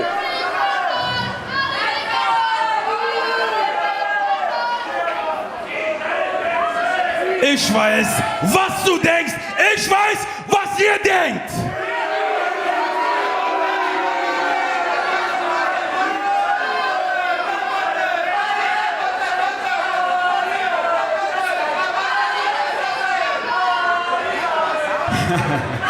Aber Menschen können sich verändern. Menschen können sich doch verändern, oder? Obwohl es mir echt schwerfällt, wenn ich in eure Gesichter gucke. Aber Menschen können sich verändern.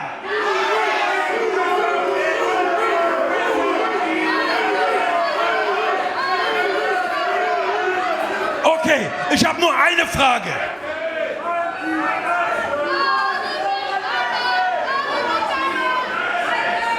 Ich habe eine Frage. Habe ich dir einmal einen Grund gegeben, mir nicht zu vertrauen? Habe ich dir schon mal wehgetan?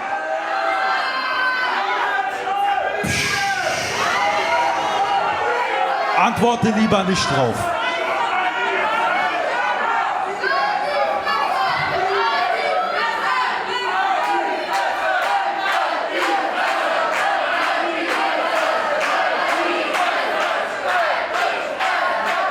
Ali Aslan ist zurück, er ist nicht mehr böse, Ali Aslan ist lieb.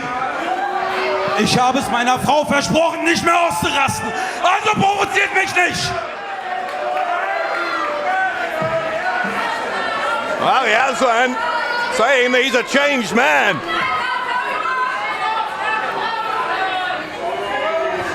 Aytac Bahar, I think, cannot quite believe that Kaplan has agreed Ali Aslan can be their manager. Now what? Gib mir den Gürtel, schau mich an und lerne. Lernen, lernen, lernen. Du musst noch viel lernen.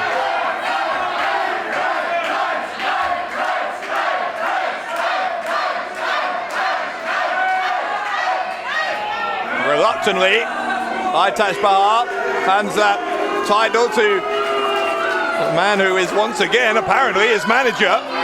This is an unlikely group anarchy reunion, and it's one that Kaplan seems much more enthusiastic about than his co-tag team champion does.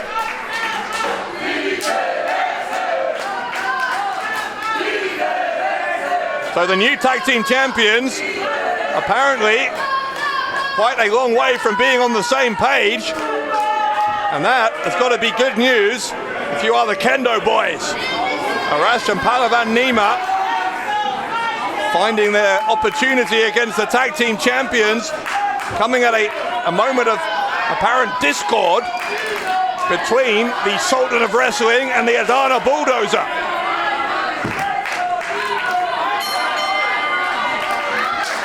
Here we go. Tag team titles on the line. It is Aytac Bahar who starts things out for the champions. against Pahlevan Nima.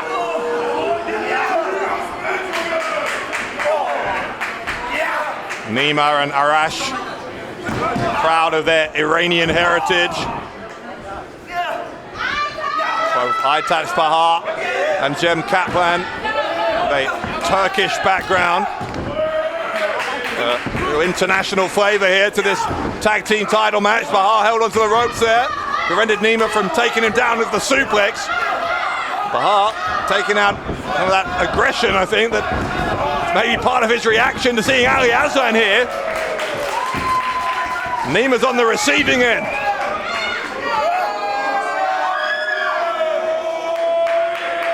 Bahar looking, not sure what he's looking for, but either way, Nima was able to push him away with those legs. Tags in Arash, and Bahar meanwhile tagged in Kaplan. Kaplan follows Arash to the rope, shoulder blocks him down. Then Kaplan with this combo, well, it's attempted combo of shoulder blocks, but Arash knew it was coming. Standing drop kick sends Kaplan into the Kendo boys' corner. Follows it up with a suplex, and Arash, whose previous happy-go-lucky attitude here in GWF seems to be a thing of the past, showing his serious side here against Kaplan. Kaplan, though, quickly took him down there. 1 count only. There's Arash trying to show in this early moment of this new tag team partnership for him that the Kendo boys mean business. Good double team there from the champions. Bahar hooks that leg. 2 count that time. And for all of the apparent lack of consensus over bringing Ali Aslan back into the fold, they're working pretty well as a team here, the tag team champions, but a smart distraction there from Nima allowed Arash to strike Bahar in the back of the head. Nima now doing a number here on Bahar, sends him into the steel ring post. Ali Aslan looking suspiciously close to Pahlevan Nima. Nima had already done what damage he wanted to do on the outside. Referee didn't see it, and now Nima's the legal man. Double team from the Kendo boys. Could win in the tag team titles. Nima will go for the pin. Kick out on 2 from the Adana Bulldozer.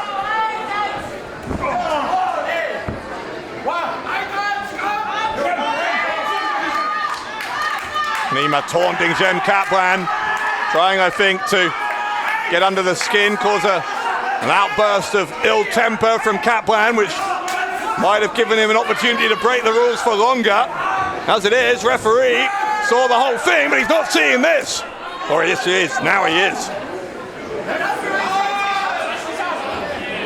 Nima and Arash apparently, well, not just apparently, very clearly, trying to find an opportunity to distract the official and exploit that distraction, but didn't quite go according to plan. Arash now taking the leg of Aytac Bahar. And that big kick, the back of the heel into the back of the head from Pahlevan Nima, who's looking for the victory here and was just half a second short of becoming a tag team champion.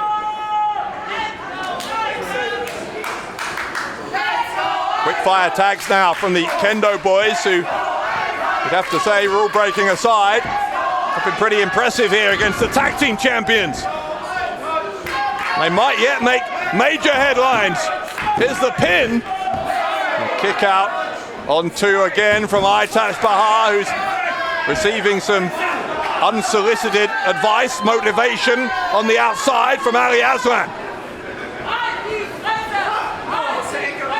Aslan said he's a changed man. His wife told him he needs to be less aggressive. Someone's obviously told Arash to be more aggressive, because he is showing a new side to his personality that we have scarcely seen from him before. didn't quite get as much power behind that whip, and Bahar was able to translate that into an explosive clothesline out of the corner. Bahar trying to bring his team back into this. Takes out Nima. Or tried to. Nima held on. He's still on the apron. Second time he ducked that swing, but Arash with a miscue. The miscue and then the suplex. Arash struck his own partner by mistake. Bahar then suplexing the Persian Wunderkind back into the ring. Arash, not sure what he was looking for. In the end, he got backdropped. Here's a tag to Jem Kaplan. Kaplan, clothesline. Arash tried to prevent himself from going to the ropes. Might have cost him dearly because I think Kaplan hit him even harder as a result. Nima couldn't help his partner either. Kaplan dropping Arash on the side of his head, jarring that neck sideways with that landing. Pahlevan Nima is back in, there's no tag. Referee's trying to tell Nima he has to get out. Nima's not the legal man. Gets suplexed anyway by Jem Kaplan.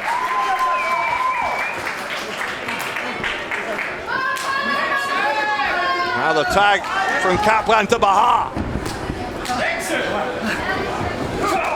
Now Nima is tagged in. But both of the tag team champions are in there. And they've got Nima up on the shoulders. The double team. Bahar looking for the win, and Arash prevents it from happening. The Kendo boys stay in the match. Aslan, I think, just told Jem Kaplan to get back in there and even things up, which he did. Referee is trying to regain some level of order. Now it's Arash and Bahar is what it's settled down into. These two are the legal men. Bahar! Death Valley driver from Aytac. Bahar! He'll go for the pin. Will it be enough? Is it? Yes, I think it is. Und hier sind die Sieger und damit weiterhin German Wrestling Federation Tag Team Champions. The Sultan of Wrestling, Champ Kaplan. Und sein Tag-Team-Partner, der Adana Bulldozer, Aytac Bahar. A brief moment of confusion there. That shoulder came up, but it came up too late. Big call by the official. And these two men, still your tag team champions.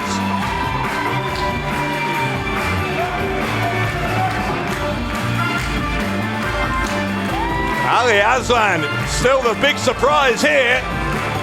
And it's a surprise that Aytac Bahar still doesn't seem to have gotten over.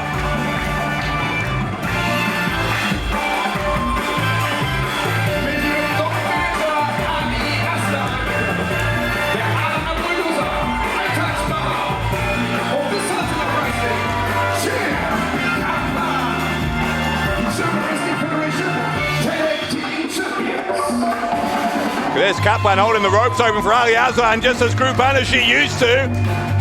Aytac Bahar is not doing the same thing. There are words to be had, you sense, between the tag team champions, but they are still the tag team champions.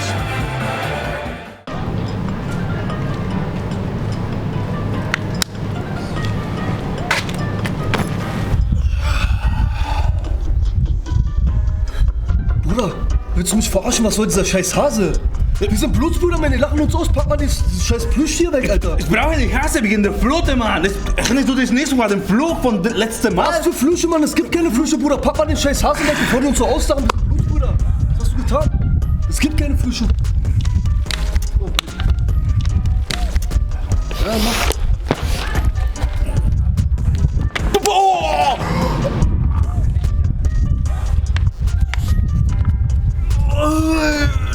Das Fluch. Den Fluch. Oh! Das nächste Match ist angesetzt auf einen Fall. Und es geht um den German Wrestling Federation Loserweight Championship. Auf dem Weg zum Ring.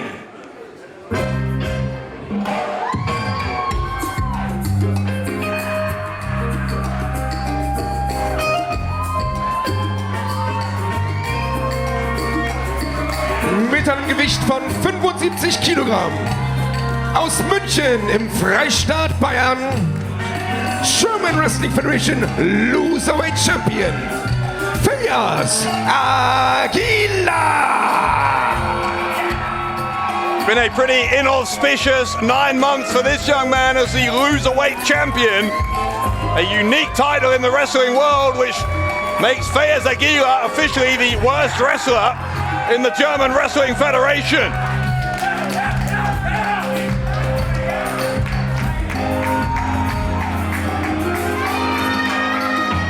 Der amtierende schlechteste Wrestler der German Wrestling Federation, Feyyaz Aguila. The only title where the loser of the match leaves with the championship. Sein Gegner.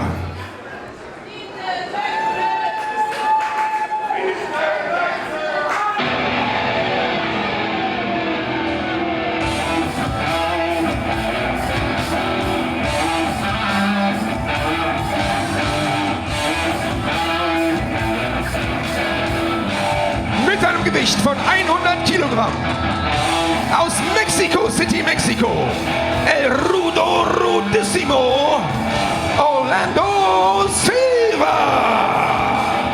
Silva's got his arm in a brace.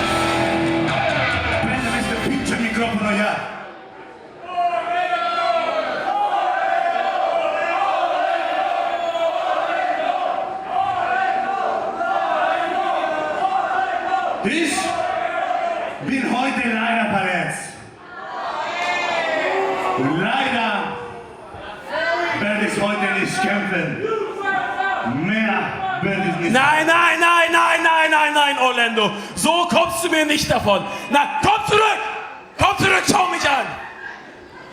Du bist ein Triple Crown Champion. Was ist aus dir geworden? Orlando? Du hast Angst. Orlando, schau hier hin.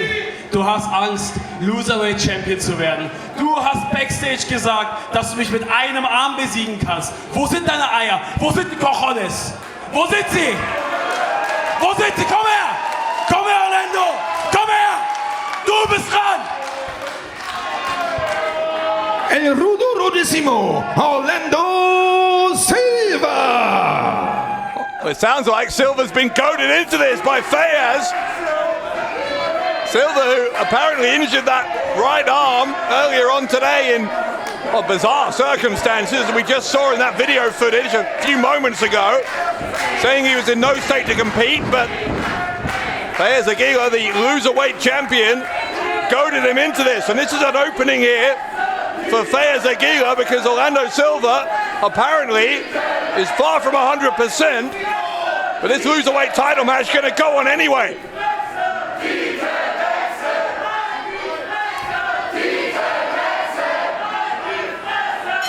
It has been a good night for Blutsbrüder so far. John Klinger and Tarkan Aslan winning that #1 contendership three-way match to become the next in line to hopefully, from their perspective, regain the tag team titles. Erkan Sulcani defeating Endakara earlier as well. If Orlando Silva can avoid leaving Summer Smash with the Loserweight title, then it's been a clean sweep of sorts here for Blutsbrüder, but I guess we'll have to see how injured that right arm is. At the moment, Orlando Silva is very much in control over his significantly less experienced opponent. As Feyyaz Aguila said, Silva is a Triple Crown champion here in GWF, former world champion, Berlin champion, and tag team champion. I guess he could become a quadruple crown champion technically if he wins the Loserweight title as well. I think that is a distinction that Orlando Silva would rather avoid.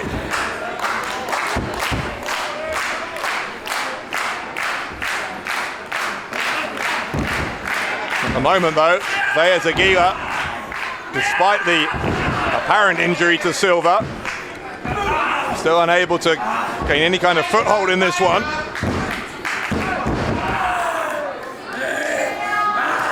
Already seen, of course, several championships defended here tonight. Tag team titles, Berlin title, the women's title as well. And coming up next, our main event for the GWF World Title. The new champion Toni Harting defends against Senza Volto. But not before we've resolved who's going to leave here with the Loserweight title. And Orlando Silva just then, less than a second away from ensuring it would be Feyyaz Aguila.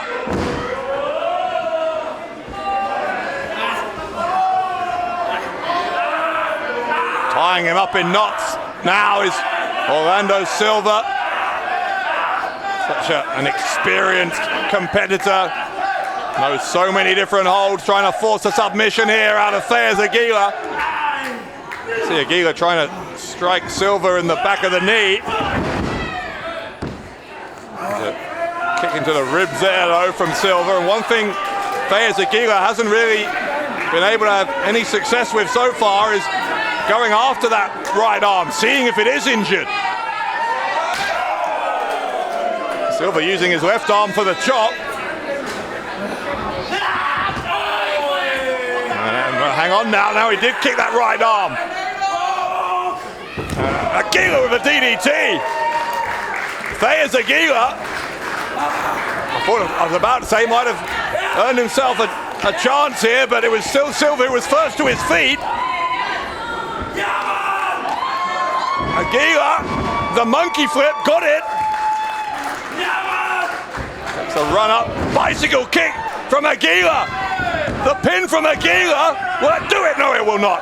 But it is just about as close as Feyyaz Aguila has come in the last, 3 quarters of the year to shedding himself from that Loserweight title.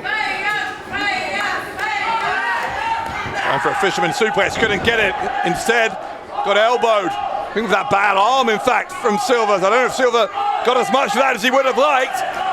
He's got Aguila up on his shoulders and drops him with a Samoan drop. Silva comes off the turnbuckles, lands hard on top of Aguila. Will that do it? No, it won't. Aguila kicking out. Orlando Silva, who has such an impressive resume that it truly would be an embarrassment if he were to become Loserweight champion. Still hasn't quite guaranteed, as he attempted another pin there, still hasn't quite guaranteed that he won't leave with that title. Aguila there did grab at that right arm. And shoved away there, does Orlando Silva, a big backdrop from the Loserweight champion. Hold on, it's the fisherman's neck breaker. Aguila goes for the pin again, and he gets him! Oh my God, he got him! Hier ist der Sieger!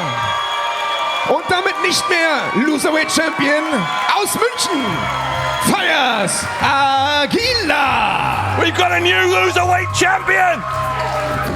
Feyyaz Aguila just pinned Orlando Silva! Wow! I don't think any of us expected this! Feyyaz least of all. Und der Verlierer in diesem Match und damit neuer German Wrestling Federation Loserweight Champion, der Mann mit dem Titel der Schande aus Mexiko, El Rudo Rudissimo, Orlando Silva. Feyyaz Aguila is going to celebrate long into the night. He is finally no longer the Loserweight champion, but that man is. But Silva says he shouldn't have had to compete because of the arm.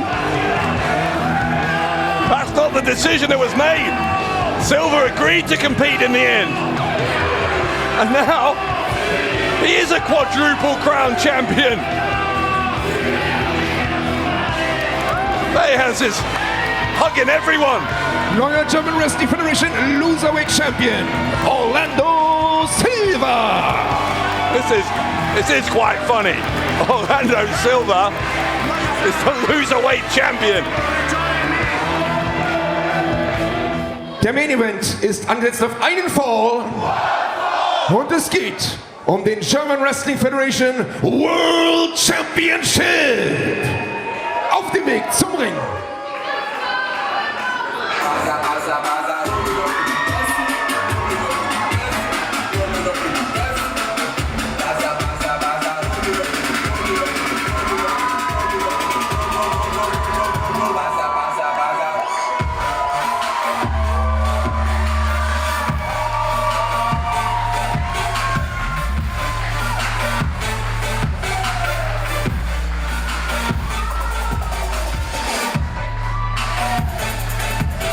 Der Herausforderer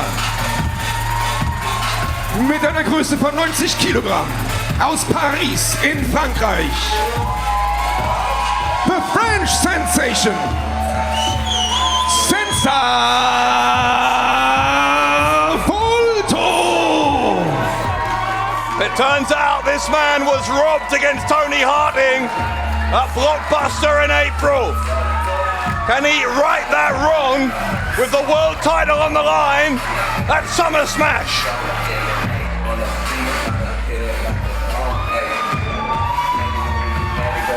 Aus Paris, Frankreich, the French Sensation, Senza Volto. Is it his moment? Will Senza Volto be the champion of the world here in the heat of the Berlin summer? Sein Gegner, der German Wrestling Federation World Champion.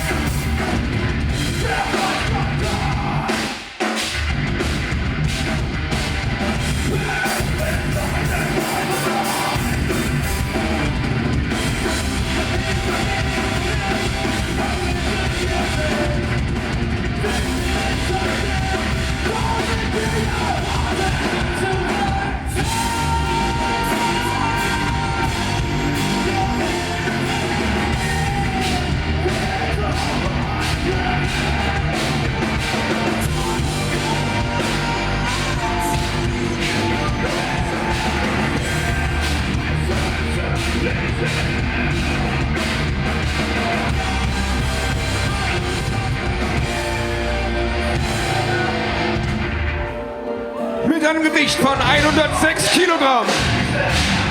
Aus Berlin, die perfekte Naturgewalt. Der Tiger aus Berlin. German Wrestling Federation World Champion, Toni Harting.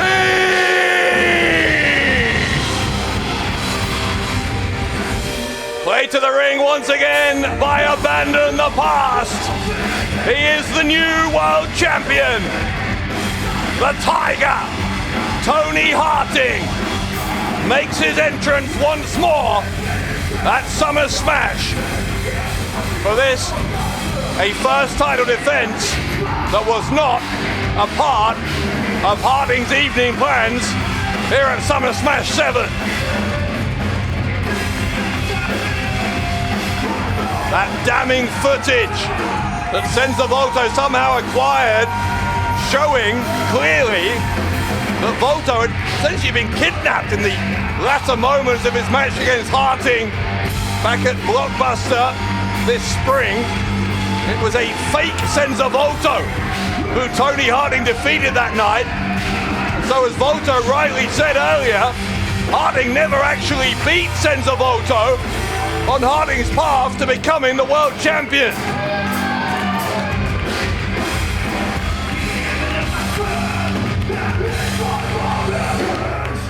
Quite an entourage that Toni Harting has with him, handing over that Tiger-themed entrance gear to Big Nick.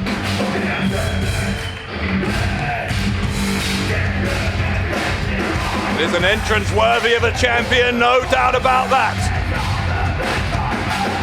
But for many, Toni Harting did not have a victory last month that was a worthy way to win the title.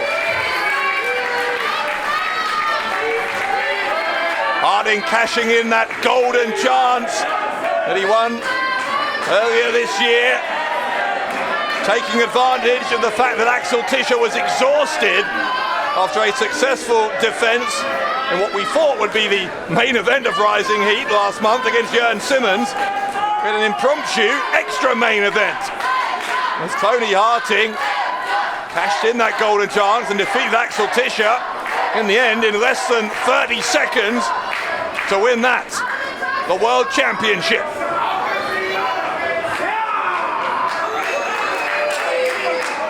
Last time Senza Volto faced Toni Harting. Harting, as we now know, had some very unique tricks up his sleeve to ensure that he left with the victory. Can he beat Senza Volto without the trickery? Can he beat him fair and square with the world title on the line? Senza Volto clearly believes no, because here comes the French sensation. Lefts and rights into the ribs of Toni Harting. Senza Volto wanting to prove a point, not just by winning the World Championship, where obviously that would be a huge landmark in Senza Volto's career. But he has a personal point to prove here as well against Toni Harting. There's a Luthez press from Volto, and Harting eventually able to shove him away. But Volto still coming back for more. Cannonball in the corner. Volto hit him so hard that Volto's boot came off.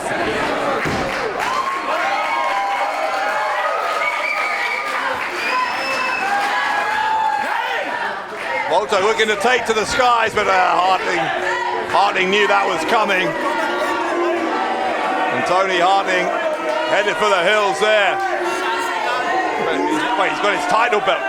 Is he leaving? I think Toni Harting is saying it's not a title match he agreed to. He's going to walk out, take the count-out defeat, but hold on to the championship. He knows that Volto can't become champion via a count-out decision. Volto knows that as well, and that is why the French sensation will not let Harting leave for South Kreuzberg.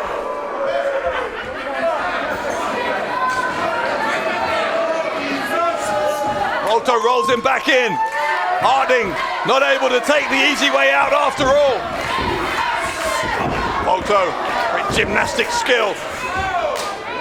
Pushed away though by Harting. Volto off the middle rope into a Hurricane Rana. Champion goes down again and gets sent to the outside again.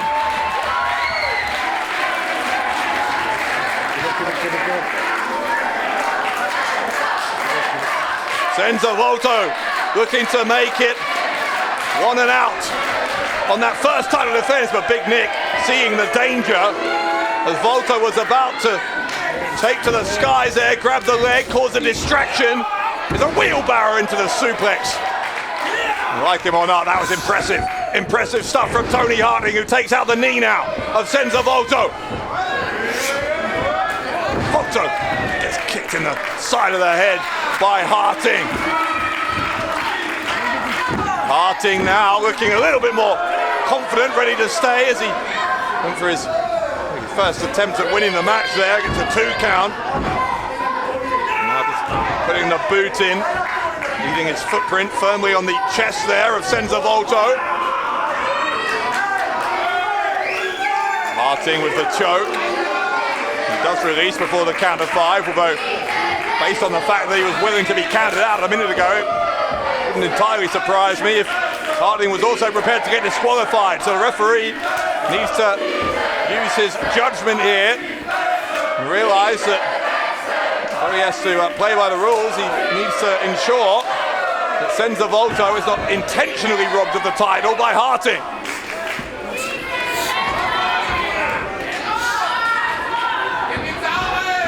Harting snaps suplex on Volto, and the champion, he goes for another cover. And again, whether we like it or not, you do have to say that Harting, after a shaky start here, has found his place here in this world title match. Again, breaking before that count of 5. Now he's going to send Volto to the opposite corner. Harting with the run up, he took too long posing and Volto moved out of the way. I think Harting maybe headbutted the turnbuckle. Able to catch Volto on that top turnbuckle, throws him back into the ring. And Harting, after a small error there, able to regain control. A frankly insulting pin attempt there on Volto, and Harting now dropping the back of the head of Volto across his knee. Nerve grip. Right shoulder of Senza Volto.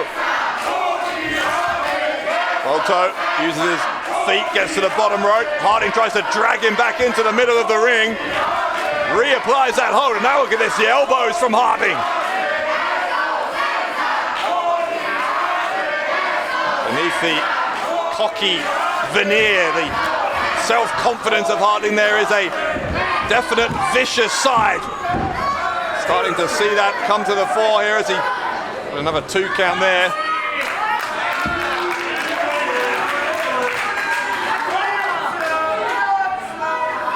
Harting picking up Volto. Volto seems to have had the wind very much taken out of his sails here by the Tiger. He goes for a cover again. Another kick out by Volto on 2.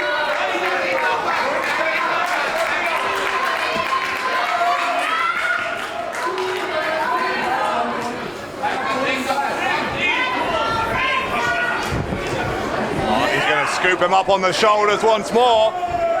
Dropped that back of the head on the knee a moment ago. Maybe try and do that again, maybe not, because Volto got out the back door. Escapes again. A reversal of the rear waist lock. Harting sends himself into the ropes, holds onto those ropes to release himself from the clutches of Volto. And for a right hand couldn't get it, and instead the right boot of Volto into the head of the champion.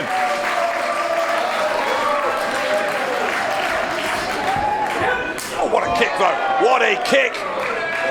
Volto got caught by Big Nick, but I don't think it was a charitable catch. I'm not sure Big Nick's that concerned for Volto's welfare. He was trying to hold him in place, but Harting ended up striking Nick. Volto moved out of the way, and the frankly dastardly plans of Big Nick were foiled by Senza Volto. Big Nick checking on Harting. They're not looking above them as Senza Volto comes over the top rope and takes out the champion and his henchman Big Nick. Harting rolled back in. There's trouble here for the champion. Clothesline by Volto. He is just beating Harting to every punch there, every strike. There's the reversal of the Irish whip. Handspring back elbow from the French sensation.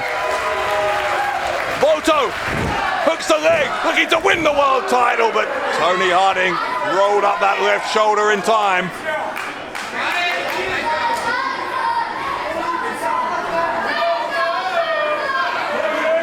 Volto with a nod of acknowledgement, just processing the fact that was a 2 count, not a 3 count.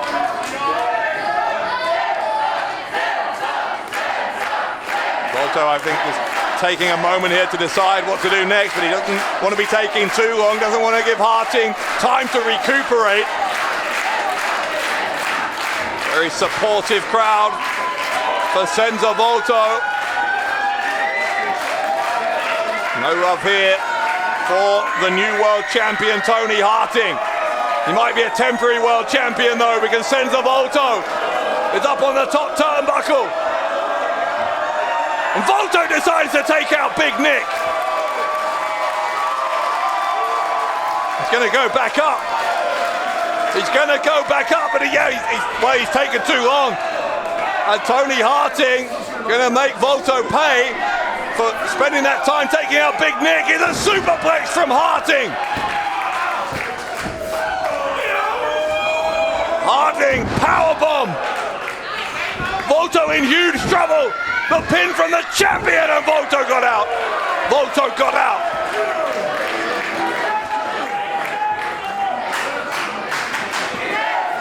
Will that prove to have been smart or foolish from Senza Volto, making that choice to take out Big Nick rather than going after Toni Harting while the champion was flat on his back? As it turns out, it hasn't cost Senza Volto the match in the immediate term. But it is Toni Harting who is stirring before Volto. Volto now moving as well.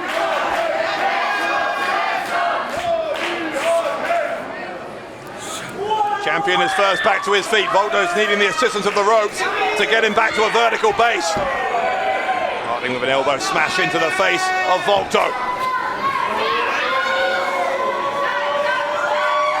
Champion telling the challenger to bring it. He didn't need asking twice. Chops across the chest being exchanged here. The world title still yet to be decided in the main event of Summer Smash 7. What a spectacle it has been here in Berlin. We thank you for joining us wherever you are in the world. Wherever you are in the world, one of these two men in the coming minutes will be your world champion. Spinning kick, couldn't get it. There's a handspring into the cutter from Senza Volto. Listen to this noise in Kreuzberg. Oh, but Harting dived at him. Took out the knee, damaging that left knee of Volto. Big Nick draw. Wait a second. Here comes, that's that fake Senza Volto. That fake Senza Volto. They're trying to con the referee. They're trying to con him. Oh, referee, hang on. Referees notice. Oh, he saw the real Volto on the outside. The official must think he's seeing double. Harting tried to steal it like he stole it at Blockbuster. Volto, the real Senza Volto, with a kick to the face of Harting. Now we've got two Senza Voltos in the ring. Bizarre developments. But the real deal, I don't think, is going to take kindly to this cheap imitation.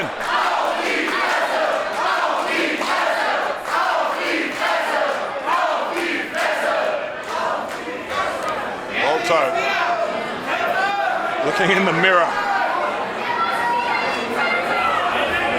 Senza Volto doesn't like the reflection.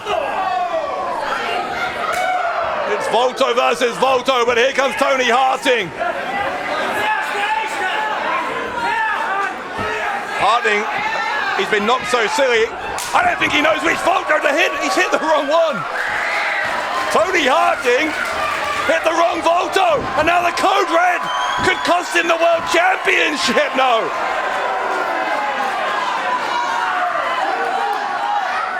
Toni Harting's plan backfiring. I think he confused himself.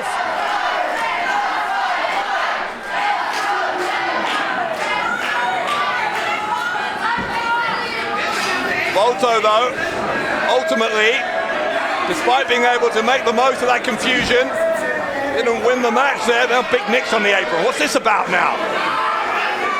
These guys are just trying everything.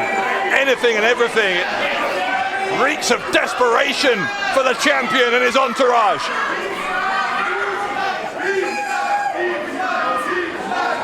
Referee Big Nick Senza Volto having some kind of discussion.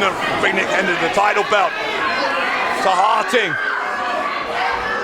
Tried to go for the swing. He doesn't care if the referee disqualifies him now. I said that was a danger with Harting, but the referee's got the title belt.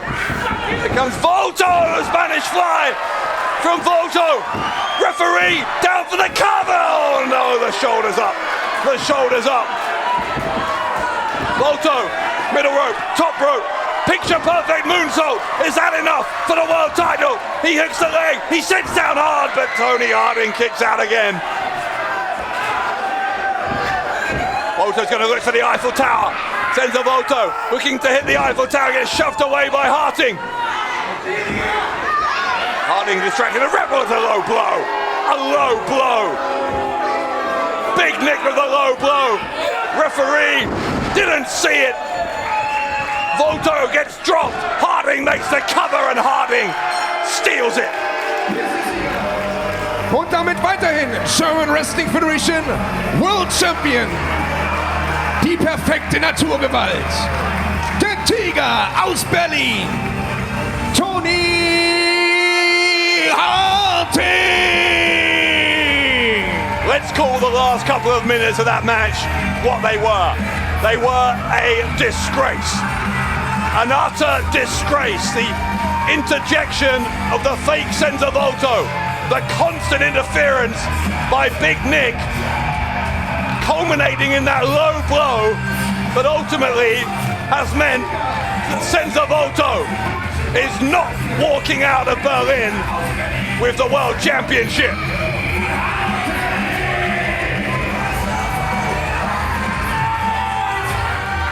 Toni Harting celebrating. Now wait, what? Toni Harting, die perfekte Naturgewalt. Herzlichen Glückwunsch zum GWF World Title. Und ein perfekter Weg an die Spitze, sagst du? Ich glaube nicht. Senza hast du schon vergessen.